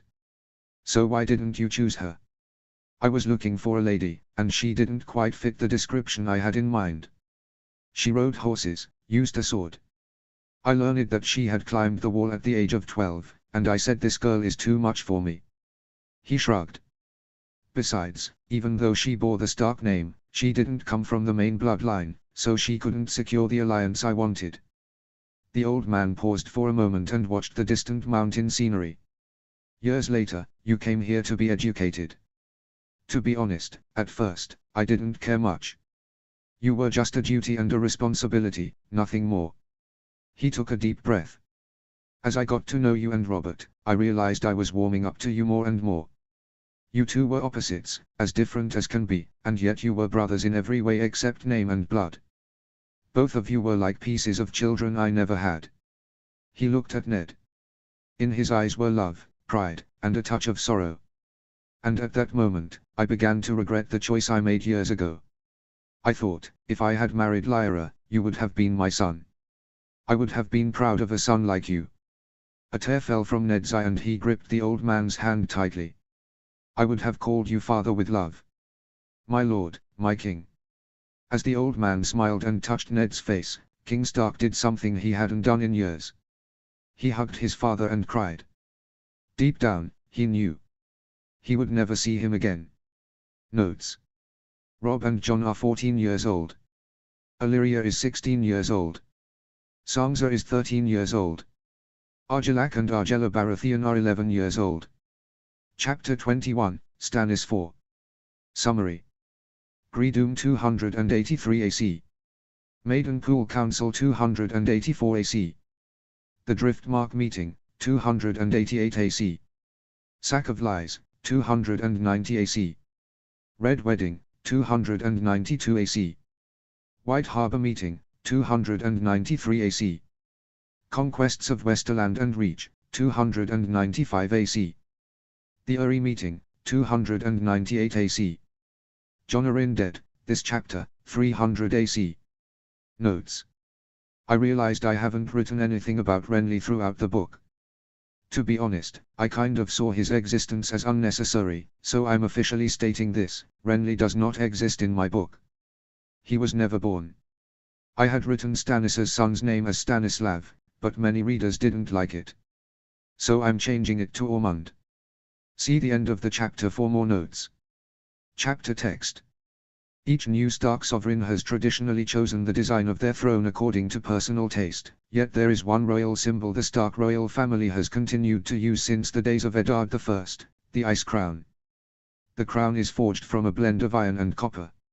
It bears no engravings or ornaments, only sharp, ice-like spikes that jut outward at the edges. Its design was inspired by the ancient ice crown once worn by the old kings of winter. According to the rulers who wore it, the crown is remarkably light, the thorns cause no discomfort, and it is easy to forget its presence atop one's head. Without exception, every Stark ruler was crowned and reigned with this crown. Unlike the Iron Throne used by Eddard Stark, the Ice Crown has never been altered or decorated in any way, only polished periodically to preserve its integrity. Following the Great Democratic Revolution, the last emperor of the Stark royal line, Cregan IV, was publicly executed, and the Ice Crown was cast into a ceremonial fire, thus officially announcing the end of the monarchy. 20 years later, Elder Barath, one of the revolution's leading figures, claimed that the crown burned during the ceremony had been a forgery, and that he had hidden the real one. The Ice Crown is now on display in the Square of Three Kingdoms in the city of Maidenpool, though whether it is the true crown remains a subject of debate. Paul Mertins, Dean of History, Seaguard University. All right, I suppose we've settled all matters, King Robert said to the small council. Is there anything else? There's one more issue, my lord. News from the Vale, reported the Hand of the King, Eldon Estermont. The Vale. What's going on there? Robert asked. Stannis exchanged glances with his grandfather Eldon, but in the end, he was the one who spoke. You know that Jon Arryn is dead. Of course I know, Robert replied, his voice heavy with sorrow. We'll depart for the Eyrie in 2 days, and I'll attend the funeral. I'm sure you're also aware of Jon Arryn's will. What do you take me for, Stannis? A fool? Robert asked. Yes, he wanted his kingdom to be bound to the north after his death, and he even signed the agreement long ago. Eldon and Stannis looked at each other again, this time with hesitation. Gods damn it, Stannis, what happened? Robert asked angrily. Brother, we've only just received this news, Stannis reported. It seems that Lady Lysa Arryn, Lord Jasper's mother, has locked up the Vale Lords who came to the Eyrie for the funeral. She wishes to maintain the Vale's independence and appears to have the support of several local lords. At the top of the list is Lord Petter Baelish, likely manipulating the treasury. The Bloody Gate is filled with troops, an internal war seems likely to erupt in the Vale. Robert stared at Stannis in shock at first, then roared in rage and slammed his hand on the table. That whore! How dare she disrespect Jon's funeral and his will like this? What are we going to do about it, father? Argilac asked. What do you mean, what are we going to do? Ready the fleet, we're going to support Ned. First we'll take Gulltown, then we'll attack the Bloody Gate from behind so the Northern Army can get through. That whore must think she's safe in the Eyrie, she'll realize how foolish she's been when she starts starving to death. Stannis nodded in agreement. Trying to take the Bloody Gate head-on was a hopeless dream, but the ports were vulnerable to invasion. The Vale was the first West AOC land invaded by the Andals. Why should we do this? Argilac asked again. The room fell silent for a moment. Robert looked at his son in disbelief. What do you mean, why? Of course we should help Ned, we're friends and allies. Why should we help the Northern Kingdom grow stronger? Argilac pressed. On the contrary, we should take advantage of this situation. If we play our cards right, we could turn the Vale into our own vassal. We both worship the Seven, and we're both Andal, far more compatible with them than the Starks ever could be. You want me to betray my stepfather's will and scheme behind my stepbrother's back? Robert asked, his face darkening. Argilac, I think you should stay silent. Eldon, the king's hand, tried to interrupt, but his grandson ignored him. From the very beginning, someone should have united Westeros and been its king, and that someone was you. You killed Rhaegar, you led the rebellion, but they refused to see you as king. Instead, they chose to tear Westeros apart. Argilac, you. Stannis looked at his nephew in shock. He hadn't known he held such thoughts. If you had been the king of Westeros, the Reach and the Westerlands wouldn't have turned into rivers of blood. Or at the very least, they would have let you conquer them, and you could have kept the realm in peace. These people are not your friends, father, they are just manipulating you for their own gain. A massive sound of shattering glass rang out. Robert had thrown his wine goblet at his son and heir, Argilac. The young prince collapsed to the ground, clutching his bleeding head in pain. Queen Alea screamed and ran to her son's side. I suppose neither I nor your uncle were much involved in your upbringing, son, said Robert, locking eyes with his heir, who now stared back in fear. Which is probably why you seem to have no idea what it means to be a Baratheon. Baratheons don't scheme behind their friends' backs or sit around having a goddamned picnic while they're at war. We Baratheons take up our bloody hammer, we fight alongside our friends, our brothers, our comrades, and if we must, we die beside them on the battlefield. Stannis did not entirely agree with the king, but he saw no reason to speak his mind and risk drawing his brother's wrath.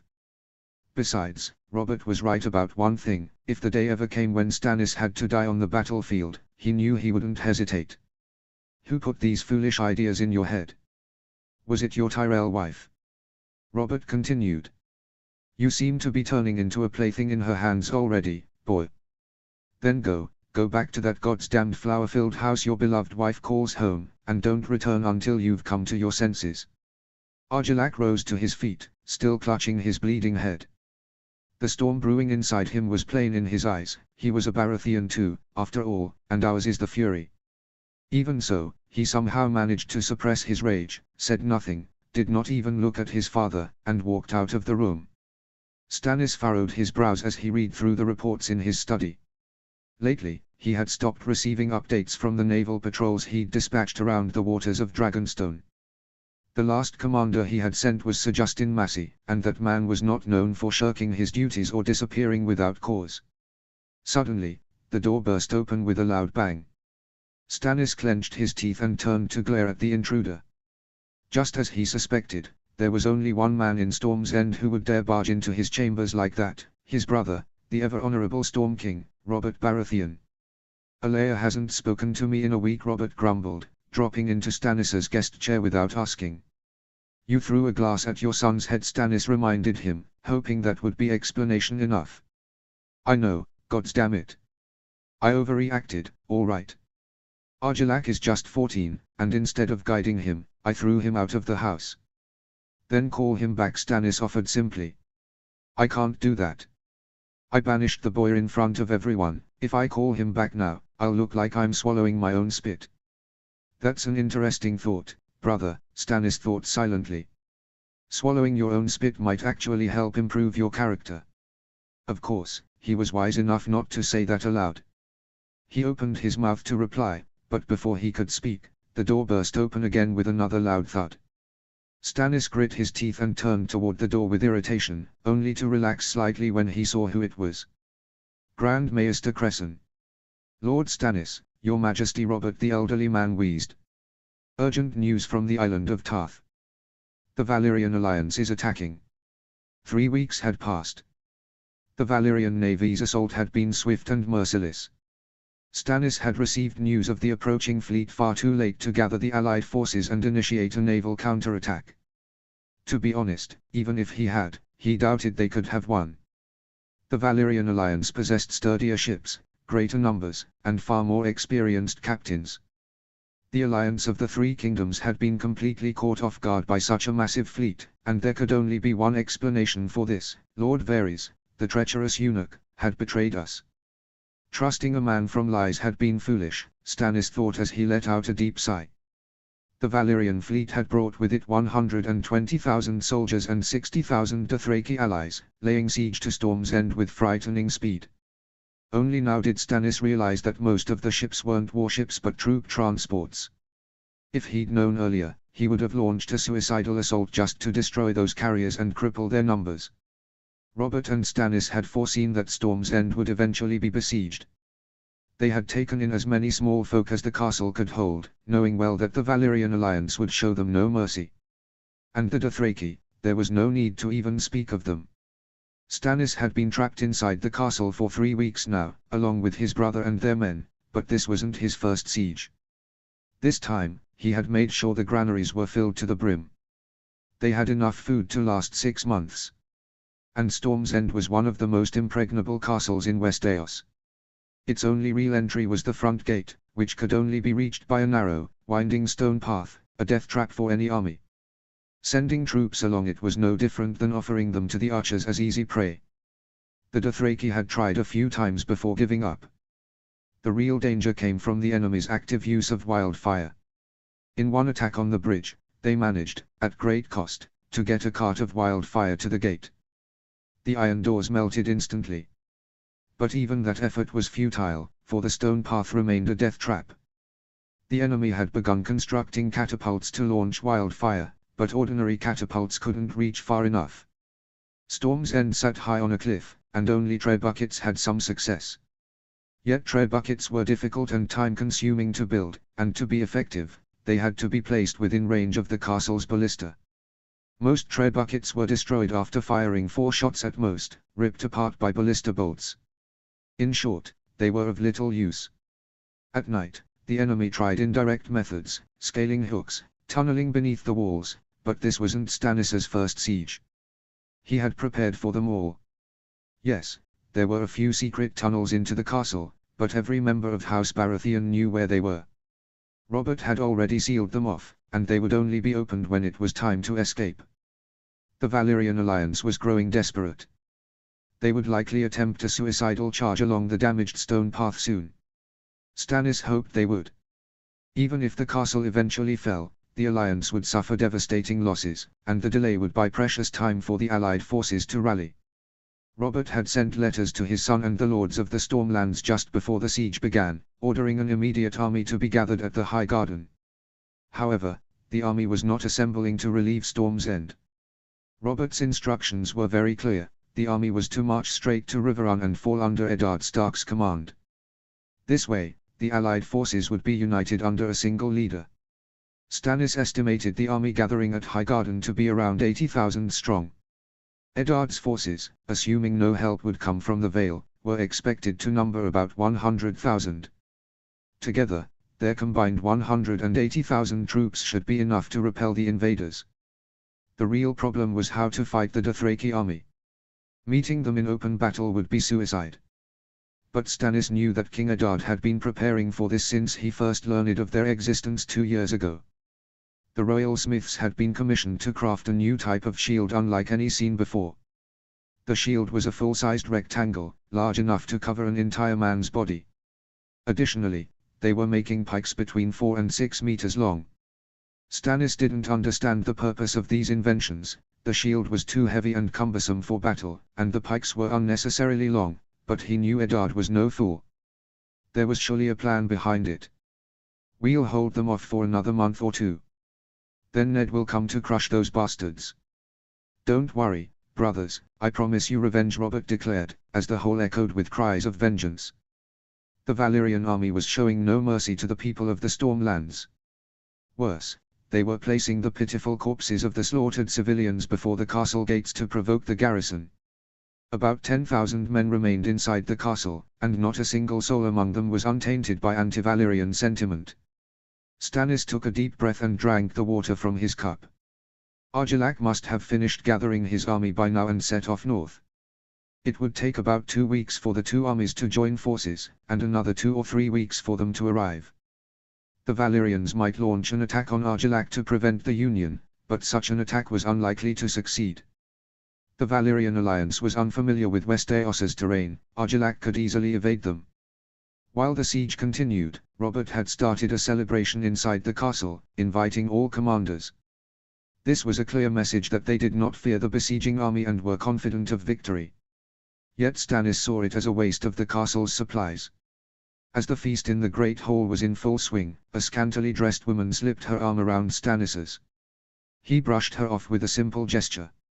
His wife and son were safely left behind in White Harbor, and he was thankful for their absence at every opportunity. While dismissing the woman, suddenly all the torches in the room went out simultaneously. A second later, they flared back to life, as if someone was blowing on the flames to make them grow higher and fiercer. As the hall filled with screams, Stannis immediately sprang from his seat. He noticed a strange black orb beginning to form in the center of the dance floor. Dark masses were flying from different corners of the room, joining the swirling circle and making it grow larger. Looking down at his feet, Stannis realized his shadow was missing. Magic. From within the round circle, a sickle-shaped hand shot out. Everyone it touched instantly shattered into pieces and died. The gust it created was strong enough to throw everyone backward. Robert! Run! Stannis roared for the first time in his life like his brother, grabbing Robert and guiding him toward the hall's exit. At that moment, a strange sound rang out. Stannis fell to the ground and struggled to stand again, but no matter how hard he tried, he couldn't. When he turned his head to look at himself, he found the answer: my legs are gone. Strangely, he felt no pain. Looking a little further, he saw his brother Robert's lifeless body. The Queen Alea's corpse was in his arms. Clearly, the Storm King had tried to protect his wife in his final moments. They're attacking the main gate. As darkness descended, these were the last words Stannis heard. Notes. The long-awaited unification war which earned Eddard the title in the book's name, is about to begin. I'm sure those familiar with medieval European history will immediately recognize the battle formation King Eddard has prepared against the Dothraki. Chapter 22, Despair. Chapter text. Heroes and legends can only be born from moments of despair and impossibility. From Ryan Forrester's book The Life of the Unifier. They used sorcery, those Valyrian bastards, to take Storm's End, roared Lord Blackbar. Your father and uncle were slain there, your majesty. You cannot stand idle, you must avenge them at once. Argilac ignored the lords shouting and bickering around him. He simply closed his eyes. A minute to mourn. A minute to quiet the storm within his heart. Just 1 minute, he truly needed it. And in that moment, he felt his wife's hand resting in his, giving him strength and comfort. That alone gave him a sliver of peace. His uncle Stannis had never been a cheerful man, but Argilac had always known he could trust him. Unlike the other lords, his uncle never lied or boasted. Argilac mourned for his loyal uncle. His mother Alea had always been full of love. When Argilac returned from sword training, she would tend to the calluses on his hands herself. She was the kind of mother who was always proud, always worried. Argilac mourned for his mother. And Robert Baratheon, the hero who slew the rapist Prince Rhaegar at the Battle of the Trident, the king who brought about the destruction of lies and wiped out the purest Valyrian bloodline. Argilac had not parted with his father on good terms, and he regretted it, truly regretted it. If he had one more chance, he would have told his father how proud he was to be his son. And now, he wore his crown. He bore his duties and responsibilities. He was only 15 years old, but he had no right to complain. Eddard Stark and Robert Baratheon had overthrown House Targaryen's 300-year rule when they were only 17. Gods and history do not accept youth as an excuse. Argilac remembered the times his father told him about the rebellion. He had said again and again that without Ned Stark, they could never have won the war. Later, when Argilac met King Stark, he had asked him about it. The king had laughed and said the opposite was just as true. Without Robert, they would have lost. It had been Eddard who devised the Trident battle plan and lured the Targaryen host into a trap, but it was Robert who had driven a hole through Rhaegar's chest and ended the war standing over the dead dragon prince. They had both been brilliant in their own ways, and they completed each other perfectly. Argilac had no one to complete him. And to be honest, he had never felt the need for such a person. Until now. Now, he could begin to understand what his father had meant. He understood why he had trusted Ned Stark and Jon Arryn with his life. King Robert's final orders were clear, declared Ronnet Connington. We must march to Riverrun and join our forces with King Eddard's. If we do that, the Reach will be wide open to a Valyrian assault, objected Lady Aowen O'Kurt. They'll do in our lands what they did in the Stormlands. The tales of the horror that had befallen the Stormlands were enough to chill the blood of even the most hardened men. Civilians, women and children alike, were slaughtered or enslaved. And the Dothraki. It was better not to think of them at all. Before the Targaryens, Westeros had been 7 separate kingdoms constantly at war with each other, but even in those wars, such atrocities had never been seen. We've gathered 80,000 men. That is not enough to defeat the Valyrians. The Dothraki alone have 60,000, and they are invincible on open ground, reasoned Fat Lord Samwell Tarly. Only by uniting our army with the Northerners do we stand a chance. Words of a coward. You're not even half the man your father was, roared Lord Mertins. If that is the case, then King Eddard should come to us, not the other way around. If we gather in the Riverlands, our army will have more strategic advantage, said Sir Baelor Hightower. King Eddard is a seasoned war commander. Under his command, we can save our realm and take revenge. Under his command. Save realm. Argilac clenched his fist in anger. He could already see where this would end. The only ones who would suffer would be the Storm Kingdom. No enemy soldier would even set foot in the north, and by the end of this war, King Eddard would be hailed and praised as a hero. And Argilac? He would be king of the ruins. I've made my decision, he declared, suddenly rising to his feet. We will strike at Storm's End. They have only just completed the siege, they've lost many men and they're exhausted. Even if they fall back into defense, I know a way inside. We'll trap them there with a swift strike, and kill them all. Your Majesty, this is madness. Lord Jason Massey objected. Their numbers are twice ours. If we strike fast and sharp, we can break their lines before they even take cover, Argilac declared. Just like at the Battle of Tarbrek. King Jaime Lannister scattered an army 4 times the size of his own, we can do the same. The Valyrians don't know this land or its terrain. They won't know where we're coming from. This attack will catch them off guard. He drew his sword and raised it high in the air. To vengeance, my lords. Are you with me? As the vassals of the Storm Kingdom roared for victory, Argilac's heart swelled with pride and confidence. Stupid fool, made our job far too easy, Lord Nara chuckled as he looked up at the young Storm King's head, now hanging from a spike. Attack Storm's End from behind. Really? That might have worked, if he were only facing a Valyrian army. But the Dothraki? They're not defeated by such simple tactics as flanking or pincer movements. The Dothraki carls had the best horses and scouting parties in the world. If a bird flew within 20 kilometers of the army, the Valyrian alliance would know about it. A surprise attack was nearly impossible. We've killed around 20,000 Westerosi, my lord. About 5,000 prisoners. The rest fled. Tell Khal Drogo to unleash his Khalasars across the plain to hunt down the deserters, Lord Nara ordered. We don't want any of them joining King Stark's army. Any other news? According to Lord Varys's reports, a force of around 10,000 men broke away from Argilac's army before the attack began and headed north, reported his cousin Rovan.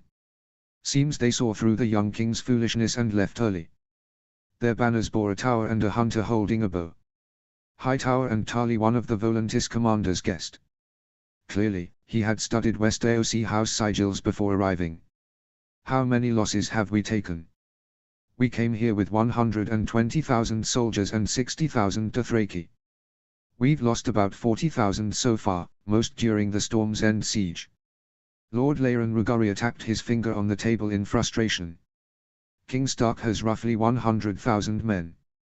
The fleeing Reach lords and soldiers will add another 15,000 to his numbers. Also, the Crown Lands nobles didn't join Argilac's army, they've raised about 12,000 men and are marching to join Stark. Valerian and Celtigar, the traitors, despite their Valyrian blood, have refused our alliance offer. The generals in the hall murmured in discomfort. They could see the creeping danger. If these reinforcements reached the northern army safely, the numbers on both sides would be nearly even. And the Vale hadn't even entered the war yet. If they ended their civil strife quickly, they could field another 30,000 men. The longer they waited, the stronger the Northern Kingdom's army would grow. "Can we repeat the spell we used to kill Robert Baratheon?" asked Enahan. "If King Stark dies, this war ends quickly." "Repeating that spell is not possible," answered the High Sorcerer of Qohor, bowing with respect. "To cast it, we had to sacrifice thousands of animals and humans, and even then, the chance of success was low. The ancient mana trapped within Storm's End's walls aided us. Without it, the ritual cannot be replicated." "Then what do we do?" "We've won 2 major victories already, but time is working in the West AOC's favor." "You're all wrong," said Lord Nara with a laugh. "Time is not on the West AOC's side. Time is on the Valyrian side," said Ned. The nobles in the hall stared at King Stark in surprise. "What do you mean, Your Grace?" asked Domeric Bolton. "Every day more men join our army. Since the Valyrian invasion began, the lords who once sided with Petyr Baelish have betrayed him and sent you letters of fealty. Lord Baelish was thrown from the Moon Door. Soon, 30,000 Vale soldiers will join our reinforcements. We'll outnumber the Valyrian army." "Time is on the Valyrian side," King Stark repeated, letting out a weary sigh. A dead father and a dead brother, there was no time to grieve. Ned felt as if he had returned to the days of the rebellion, but this time, he was alone. Soon, news of their victory will reach Essos. Lord Nassarin will promise land and wealth to the nobles and wealthy men there. The longer we wait, the more Essosi lords and people will move to West Eos. They'll be placed in castles, and they'll bring soldiers and gold to aid the war effort. Once enough refugees arrive, even if we win the war, we'll have trouble driving them out. In the end, we'll be forced to kill them all. And once that happens, we won't just be enemies of the Valyrian people, we'll be enemies of all of Essos. A true intercontinental war." The room fell silent, the air heavy with held breath. Being the enemy of the Valyrian people was one thing, being the enemy of all Essos was something else entirely. Looking back at history, the Andal invasion had played out in a similar way. Despite being repelled and defeated many times, even when King Theon Stark had crossed the sea and punished them directly, the Andals kept attacking West Eos for 1,000 years. In the end, outside of the north, no First Men kingdom remained that worshipped the old gods. The rest were either destroyed or assimilated. If colonization by Essosi began in West Eos, history would repeat itself and the invasions would become continuous. In the centuries to come, West Eos would be dyed in red blood. Until the two sides learned to live together. Just like the Andals and the First Men. But even achieving that would take at least 1,000 years. King Stark was right. West Eos's army had no time. "We must win a victory in a short time." "A great victory," murmured King Stark. "When the Essosi hear of this victory, they must abandon the idea of coming to West Eos. An ordinary victory won't create the same effect. So what should be done?" Ned examined every corner of the map and searched for a suitable location, and at last he set his eyes on a very familiar place. The Trident Plain was full of rivers and muddy marshes. Robert, Ned and John had ended Targaryen rule on that plain. Khal Drogo and the Dothraki soldiers had begun raiding along the riverland borders. This army was in fact a greater danger than the Valyrians because the Dothraki were known to be unbeatable in open fields. They had defeated armies 5 times larger than themselves before. The only way to beat them was with castle defenses. But that would waste time. It wasn't an option. In Ned's hands were parts of the old Golden Army. He also had the Rose Legion. These were professional soldiers, and when the Northern Army's elite unit was added to the count, Ned gathered them and calculated whether the wolf shields and spears he had been having made for the last 2 years would be enough. They were enough. Ned had been preparing for this war ever since he heard of the Dothraki's potential invasion 2 years ago. He had made his own private plan and had the shields and spears crafted accordingly. Still, many people didn't understand the purpose of these new inventions. Ned had only told a few elite lords about the ideas in his mind. "How many soldiers do the Dothraki have?" Ned asked. "More than 50,000, my lord," reported Baylor Hightower. "As you know, they are currently raiding the Riverland borders and each day they push further in." Ned nodded in approval and picked up a piece from the map. "We are dividing the army. You will march toward Storm's End under the command of Brynden Tully. And I," he placed the piece on the trident. "I am heading to the Trident with 25,000 soldiers." Those in the room looked at King Stark in shock. For Ned, it wasn't hard to read what was on their minds. The Trident, yes, it was muddy and watery land, but those wouldn't slow the Dothraki down much. Above all, the Trident was a flat plain and the Dothraki would have twice as many troops as Ned's forces. Even when your numbers were 5 times theirs, you could not win. But King Stark was going to challenge the Dothraki with only half their number in open terrain. To the lords in the room, this was clearly suicide. Fighting the Dothraki on an open field was considered madness. This rule had become a principle for everyone who knew the art of war. But Eddard I, the Unifier, was about to break that principle to pieces. Chapter 23, The Dothraki Massacre. Summary. I have been planning this chapter for a very long time, and I put a lot of effort not only into the technical groundwork but also to make the narration realistic. I even had a few illustrations made.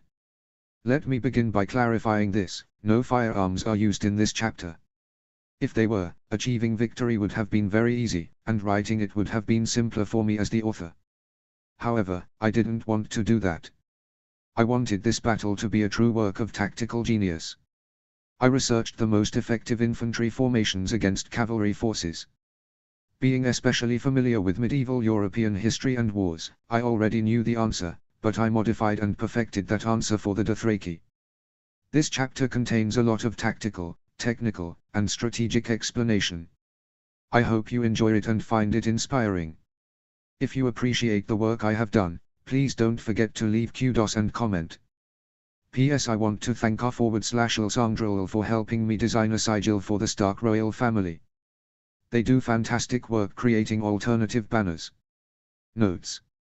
See the end of the chapter for notes. Chapter text. In the Trident Plains, even today, Dothraki and horse skeletons can be found. War documentary. The Trident Plain is a swampy and marshy area even today, making it a very suitable location to trap the enemy.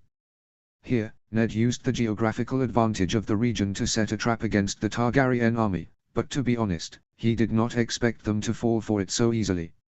Around Rhaegar Targaryen were experienced commanders who would immediately understand the trap and warn the prince. The tactic was well prepared, though not entirely secret. Still, Rhaegar Targaryen charged straight into the heart of the trap, and almost the entire advance of the battle went according to Ned's plan. The Dawn Shield wall was shattered. Roose Bolton trapped Barristan Selmy inside a circle of Bolton soldiers, keeping him away from Rhaegar. Yohn Royce was about to use a similar tactic against Lewin Martell, but Lyn Corbray acted first and killed the King's Guard. Jonnet Hordiary was no serious opponent compared to the other two. Ned Stark forces killed him. All these preparations were for a single purpose: to open the way for Robert's cavalry units. Thus, a hard blow would be dealt to the center of the Targaryen army, and the army would break apart shortly after. Ned remembered that day clearly. Robert wielded a 5 kilograms heavy warhammer with a long handle, swinging it as if it were a wooden stick. Rhaegar Targaryen had no chance from the start. The moment he brought his army to the Trident, the war was already lost. Later, when Ned spoke with Sir Barristan Selmy, he asked if Rhaegar had been warned about the trap at the Trident. Barristan said that both he and Lewin Martell had given repeated warnings, but the prince was very confident and, for unknown reasons, was quite sure he would win the war. Is Ned now making the same mistake as Rhaegar Targaryen? He wondered, watching the approaching Dothraki cavalry. Why are Dothraki horsemen deadly? Why are they unbeatable on open plains? There are two reasons. The first is their way of life. The Dothraki live by the law of the jungle, where only the strong rule.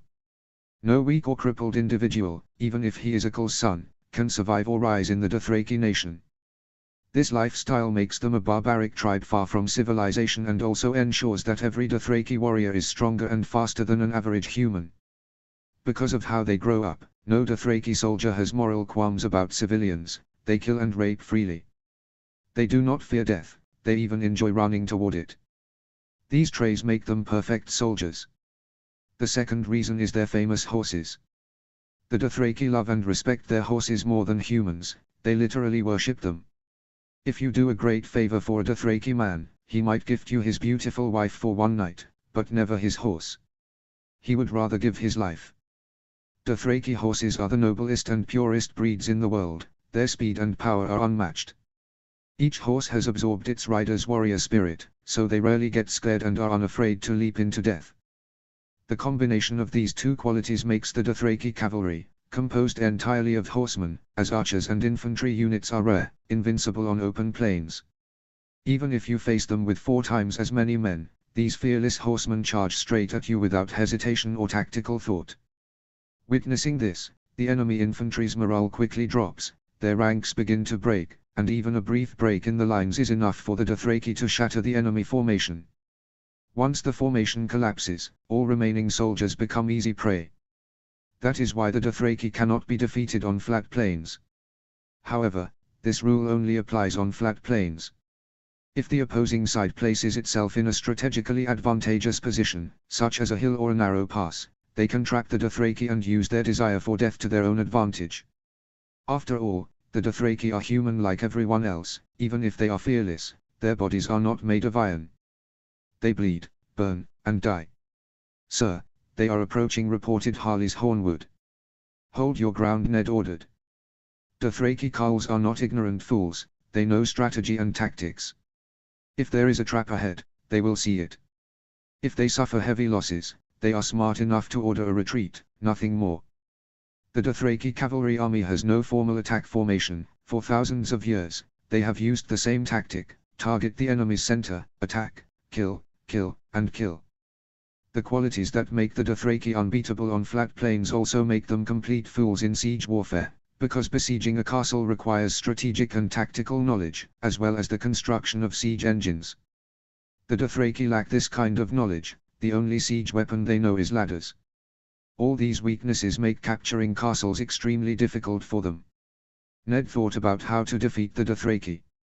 The most obvious answer was to reduce their numbers through a siege, but how could he convince the Dothraki to besiege a castle? There are many settlements, villages, and towns in the plains promising loot. The Dothraki could freely pillage these instead of bothering with a siege. No, the answer was not a siege. Ned needed to challenge them on an open plain because the only way to quickly and decisively destroy the Dothraki army was that. They are coming very fast. There was some concern in Roderick Riswell's voice. Wait, Ned said calmly. Ned had to lure them onto the open field and at the same time make them experience something like a siege. How was he going to do that? The shield wall. Of course, the answer was not that simple. After all, the shield wall is a tactic that has been known and used for thousands of years and has been employed many times against the Dothraki on flat plains. But these walls eventually collapse under the relentless attacks of the Dothraki. However, the Dothraki cannot breach a castle's walls in the same way because one is made of people and the other of stone or rock. Ned needed to build a shield wall made of human strength that could stand against the Dothraki, but that alone was not enough. This shield wall also needed to have the ability to kill and destroy the enemy, otherwise, it would be useless. For the past 2 years, he had been drawing plans for this formation, refining it with commanders, and training his soldiers. All for this very moment. The army was lined up in a straight formation, with only the center, where Ned stood, holding more soldiers arranged in a rounded shape. This area was slightly hillier and surrounded by nearby marshes. While not enough on its own to secure victory, it provided a tactical advantage that would make their task easier. Atop the hill, the Stark family's crowned wolf banner waved, and even the Dothraki knew what it meant. The king in the north was here. They would focus their attack on the center and try with all their might to break through the wall, just as Ned intended. A trap needs bait, and without a doubt, there was no greater prize for the Dothraki horde than King Stark himself. In short, Ned used himself as bait. King Stark calmly watched as the vanguard of the Dothraki cavalry fell into the trenches. When he first arrived in the area, he had used the advantage of time to have these trenches dug around the central circle. Still, he didn't have much time, so the trenches were neither wide, deep, nor numerous, but they served their purpose. They slowed the enemy. The trenches quickly filled with khalasar and horse corpses. The other Dothraki riders, without hesitation, trampled over them and pressed forward. Still, even a momentary pause undoubtedly reduced the strength and speed of what would be the strongest assault, the initial cavalry charge. Now, Ned commanded. Great Yonumber immediately grabbed his warhorn and blew with all his might. The booming sound of the massive warhorn, made from mammoth ivory, echoed across the entire battlefield. The signal was clear: shield wall.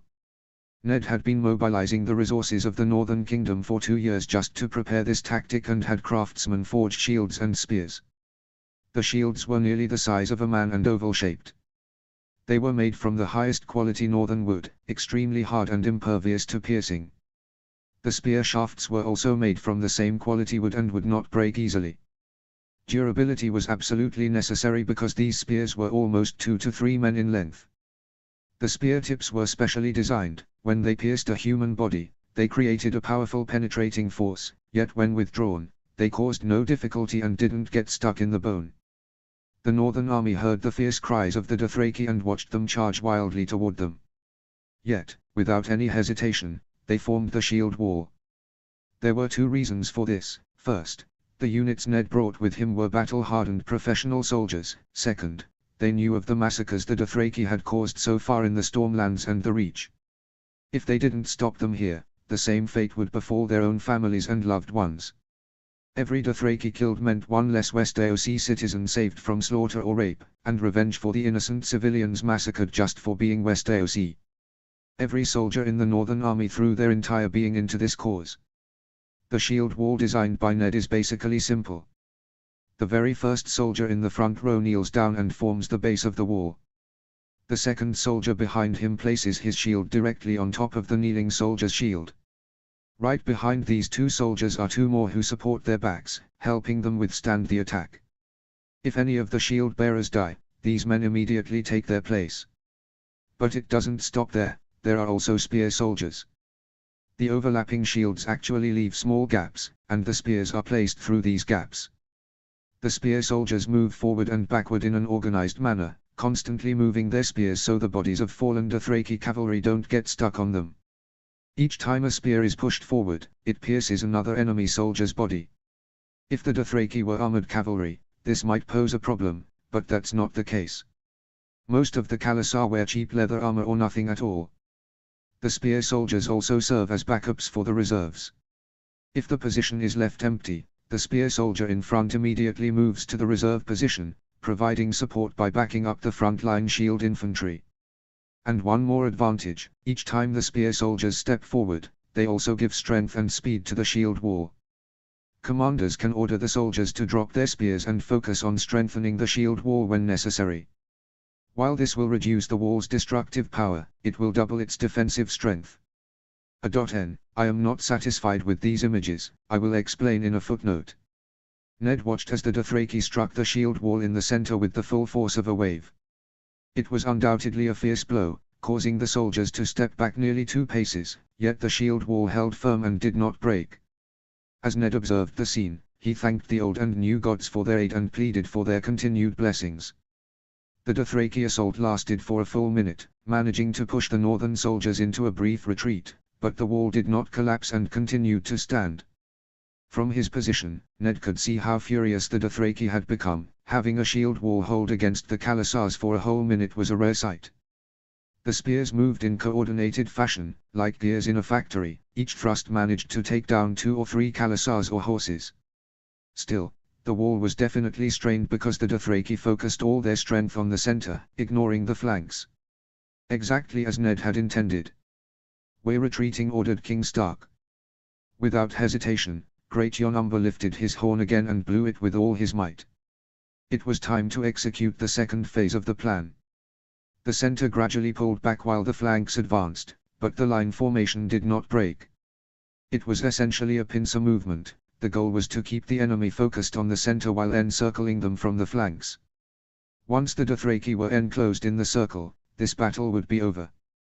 The retreat of the center gave the Dothraki hope and confidence. They saw it as a sign that the shield wall would soon collapse, which only fueled their assault with greater strength.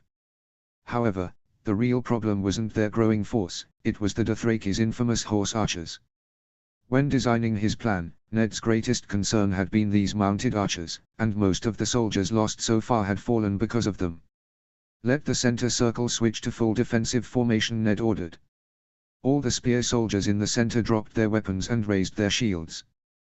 The goal was to coordinate a complete defense against the archers' assault. In this way, the shield wall was almost no different from a castle wall. Casualties were significantly reduced, but the offensive capability was lost, so enemy losses also decreased. Still, Ned didn't mind. If they could hold long enough, the battle would be won. "They are circling around us," Willis Mandaeally reported. Ned nodded in acknowledgement but gave no other reaction. Circling around the enemy, encircling, surrounding from behind, these were tactics the Dothraki frequently used. Or rather, these were the only strategies they really knew. Their resorting to this path showed the Khals' desperation. Of course, it was impossible for Ned to leave such a large gap in his plan. He had been prepared for rear attacks from the start. The shield wall Ned designed didn't face only one direction, it looked everywhere. In short, it wasn't a one-sided shield wall, it was a four-sided shield wall. Even if the Dothraki circled around from behind, all they would see there was another shield wall. Don't forget to rotate the soldiers regularly. Even though the frontline shield bearers constantly received back and strength support, they still exerted their own wrist strength. If the pressure continued relentlessly, their endurance would eventually run out. Therefore, the shield bearers had to be regularly replaced with their reserves. But this was not easy. If done incorrectly, it could create a gap for the Dothraki. Such a mistake that caused the shield wall to break would make the battle impossible to save.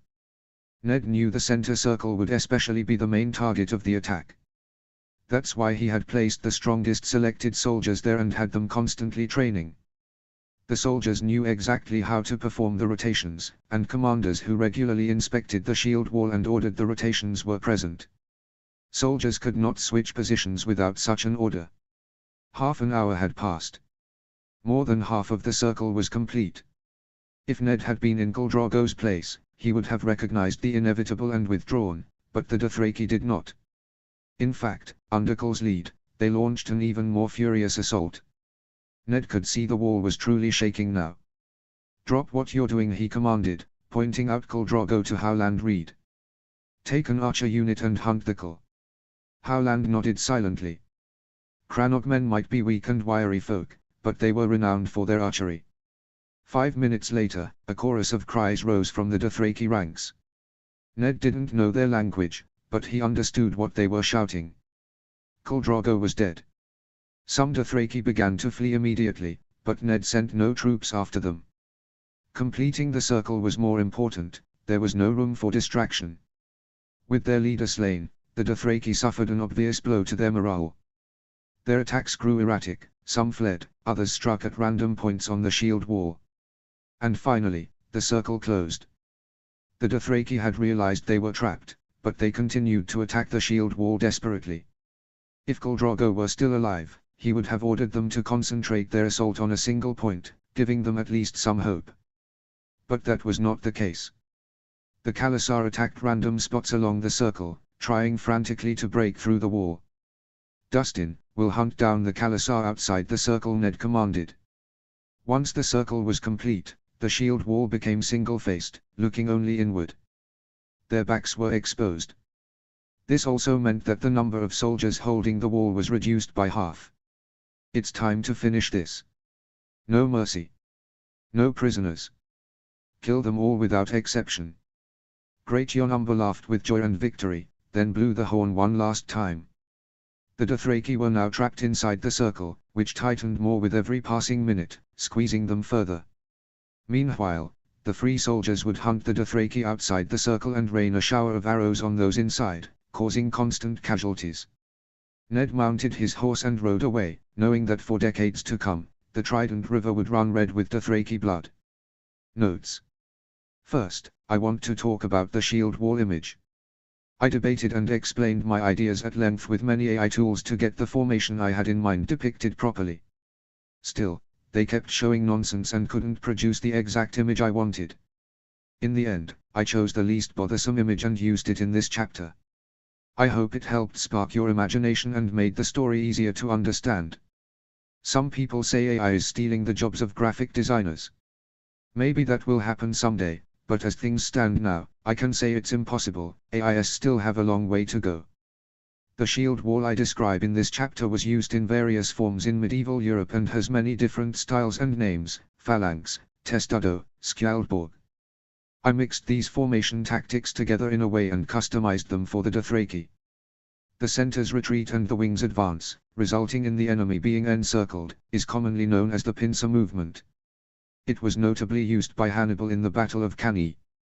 Dothraki carls are smart generals who know when to retreat if necessary, but in this chapter, they never fall back and persistently continue the assault because they are on a flat plain facing a shield wall. Losing a battle on flat ground, failing to break a shield wall, and being unable to disrupt enemy ranks, these are unacceptable outcomes for Khal Drogo. Achieving such superiority in battle is the hallmark of the Dothraki, and a Khal who fails at this would undoubtedly become a massive stain and curse in Dothraki history. Khal Drogo cannot accept such a result. He would rather die on the battlefield with his men than flee. That way, there is even a slim chance to break the shield wall or at least die on the battlefield, preserving some of his remaining honor. By the way, Khal Drogo dies in this chapter. The images I used to describe the battle are, to be honest, quite simple. Still, I believe they are sufficient to convey the strategy I have in mind. Also, keep in mind, the tactic Ned uses in this chapter might seem familiar to us, so you might think it's nothing extraordinary. However, he is the first person in that world to make it happen and achieve the impossible. Because of this battle, his legend will be written, and his name will go down in history, because the success is enormous. Again, losing a battle on a flat plain, failing to break a shield wall, these are results the Dothraki cannot accept. That is why they insist on advancing into Ned's trap. This path is much more honorable. They also interpret the retreat of the center as a sign that the shield wall nearby is about to collapse. They hold on to this hope and keep attacking. I put a lot of effort into this chapter, especially ensuring the narration fits real history and the Asoyaf lore. I hope you like the result. I eagerly await your feedback, whether positive or negative. I wish you all a great day. Chapter 24, Victory. Chapter text. Queen Caitlyn is, more or less, like other women. She enjoys receiving precious and ostentatious jewelry as gifts, especially those that match the color of her eyes. She is generous when it comes to giving rewards and takes pleasure in mentoring young ladies and helping them find suitable husbands. However, if she suspects any lady of approaching her own husband with ill intentions, which has happened a few times, her wrath toward both the lady and her family is terrifying. Queen Caitlyn is most certainly a woman who neither forgets nor forgives easily. Be cautious in this matter. King Eddard, unlike his wife, does not care much for valuable trinkets. When Lord Merryweather gifted him a solid gold wolf statue, he merely offered a faint smile in response. However, he has a deep interest in historical artifacts. In the 10th year of his reign, Lord Roger presented him with the armor demon Blackfur had worn at the time of his death, which had been kept hidden in the family's vault. Although many at court reacted strongly to this dragon-marked gift, King Stark was quite pleased with it and later granted the Lord's son a rank in the castle garrison. The king is generally kind and rarely angered, but when he gets angry, the entire court grows tense and uneasy. Everyone fears him. Avoid asking questions about Lady Ashura or even mentioning her name in the king's presence. He absolutely does not appreciate it. But the most dreadful mistake you could make is questioning Princess Illyria's father. The foolish heir of House Ruthermont dared to do so, and King Stark grew so enraged that he sentenced the young man to 10 lashes. The punishment was carried out in the square, by the king himself. Excerpt from a letter sent by Lord Manning to his household. To Winterfell we pledge the faith of Valerian. Hearth and heart and harvest we yield up to you, my lord. Our swords and spears and arrows are yours to command. Grant mercy to our weak, help to our helpless, and justice to all, and we shall never fail you. I swear it by sea and salt. I swear it by bronze and steel. We swear it by ice and fire. They finished together. Ned nodded as he accepted the oath of the last Lord of Crowland. Despite the Valyrian army's offer of alliance, the Valerius and Celtigars had remained loyal to Westeros. Even though Driftmark had been besieged for several months, Lord Valerian did not waver in his resolve. Though both houses were of Valyrian descent, they had proven their loyalty to Westeros. Ned praised them, and he vowed aloud that, as their new king, he would protect these two houses. After his victory against the Dothraki, people's view of him had changed. Of course, they had always respected him, but now, that respect had transformed into something like worship. The nobles saw King Eddard as a man of great wisdom, almost a holy figure, and they accepted his words without question. This reaction was not surprising. The war Ned had won was not an ordinary war, it was an impossible victory. With an army half the size of the Dothraki horde, he had challenged them on open ground and won with minimal losses. And not only had he won, he had almost entirely destroyed the Dothraki army. When the Dothraki first arrived in Westeros, they numbered 60,000. Now, not even 5,000 remained. The vengeance for every Westerosi raped and butchered by the Dothraki had been exacted, and King Eddard, as the man who had delivered that vengeance, had been elevated in the eyes of the people and the nobility to a nearly divine status. People told all sorts of stories. Some said King Stark had turned into a giant wolf and devoured the Dothraki whole. Others claimed that 7 stars had shone in the sky during the battle, blessing the northern host. There were even those who said the innocent souls slain by the Dothraki had risen from the earth to take their own revenge. The story was mutating into legend, into myth, and strangely, very few preferred the true version. After the victory, Ned led his army to Castle Hayford, where the armies of the Crowland lords were already gathered, having heard the news of the triumph. When King Stark arrived, they knelt before him without hesitation and swore their loyalty. A grand celebration was held in the aftermath, attended not only by nobles, but also by common folk who joined the revelry with great enthusiasm. Inside and outside the walls of Hayford, wine flowed like rivers. Bards praised the victory with all their passion, and women. Many women, both noble and common, would become pregnant tonight, and most of those children would bear the name Eddard. Ned chuckled at the thought. As King Stark waited a few minutes for the thunderous applause to settle, he looked down at Lord Valerian, whose eyes were filled with tears as he knelt. They had been the last of the Crowland lords to swear fealty, because it had taken them time to break through the siege and reach this place. Yet the treatment they received from the king, especially compared to their former liege, Robert Baratheon, who had often scorned them, was generous. My lords," Ned raised both hands and silenced the roaring crowd with his commanding voice. "I have received your oaths and buried them deep in my heart. At the Trident, we achieved a victory the likes of which history has never seen, and it would not have been possible without you." As the crowd roared again, Ned paused a moment for them to calm. "Every brave soldier and noble who took part in this victory shall be rewarded generously once the war is over. But now, if you will permit me, I will take this moment to honor my greatest pride. My son Jon, come forth. Jon the Wolf Knight. Jon the Wolf Knight. Jon the Wolf Knight." Nobles and commoners alike pounded their mugs on the tables in rhythm, offering their praises to Westeros' newest knight. Jon's eyes were misty, and he was a little drunk.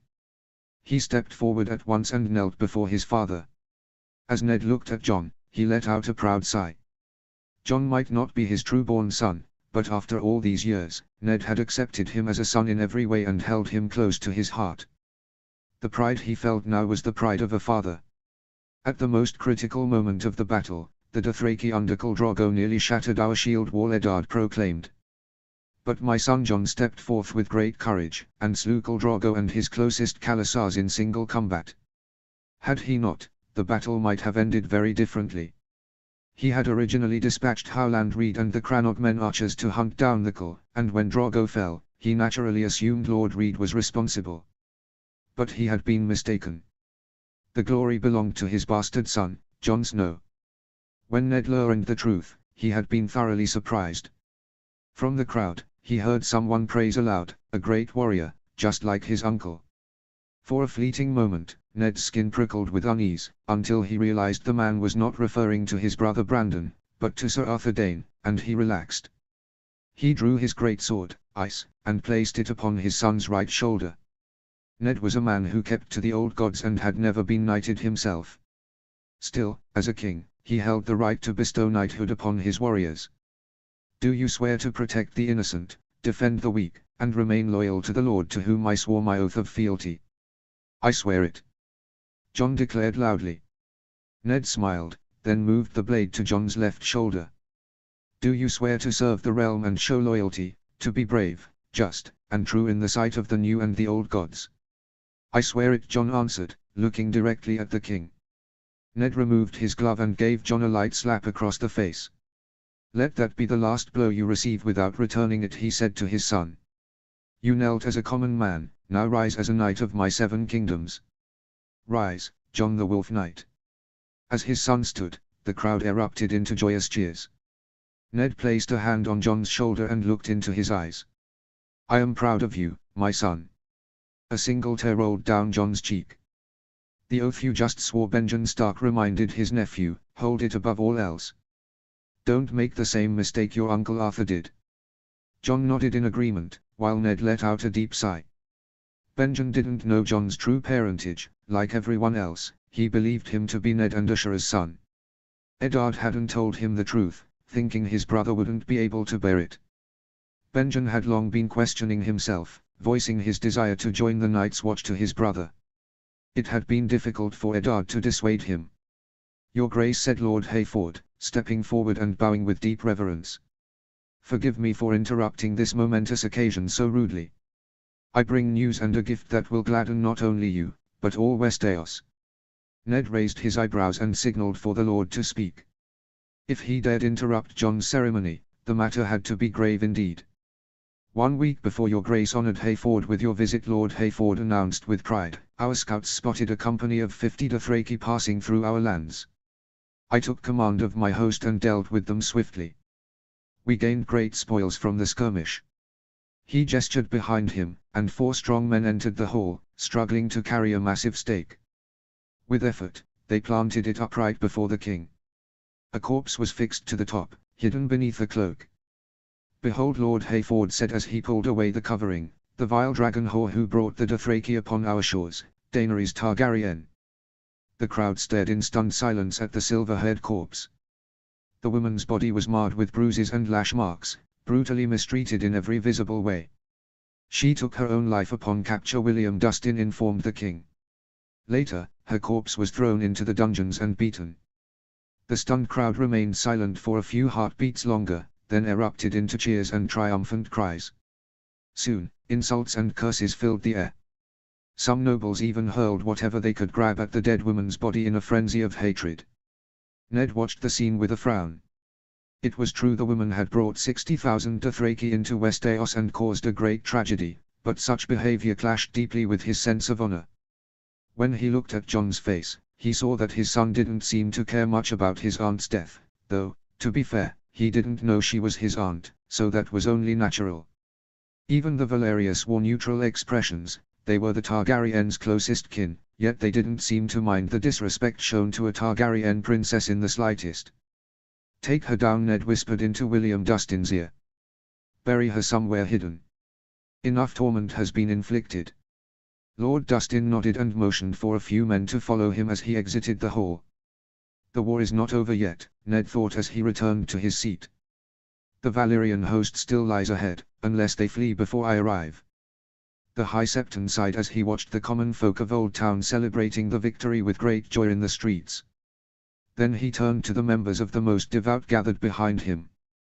"What are we to do now?" he asked helplessly. "I believe the answer is perfectly clear," said Septon Bartho. "We must recognize King Eddard as the new ruler of Westeros.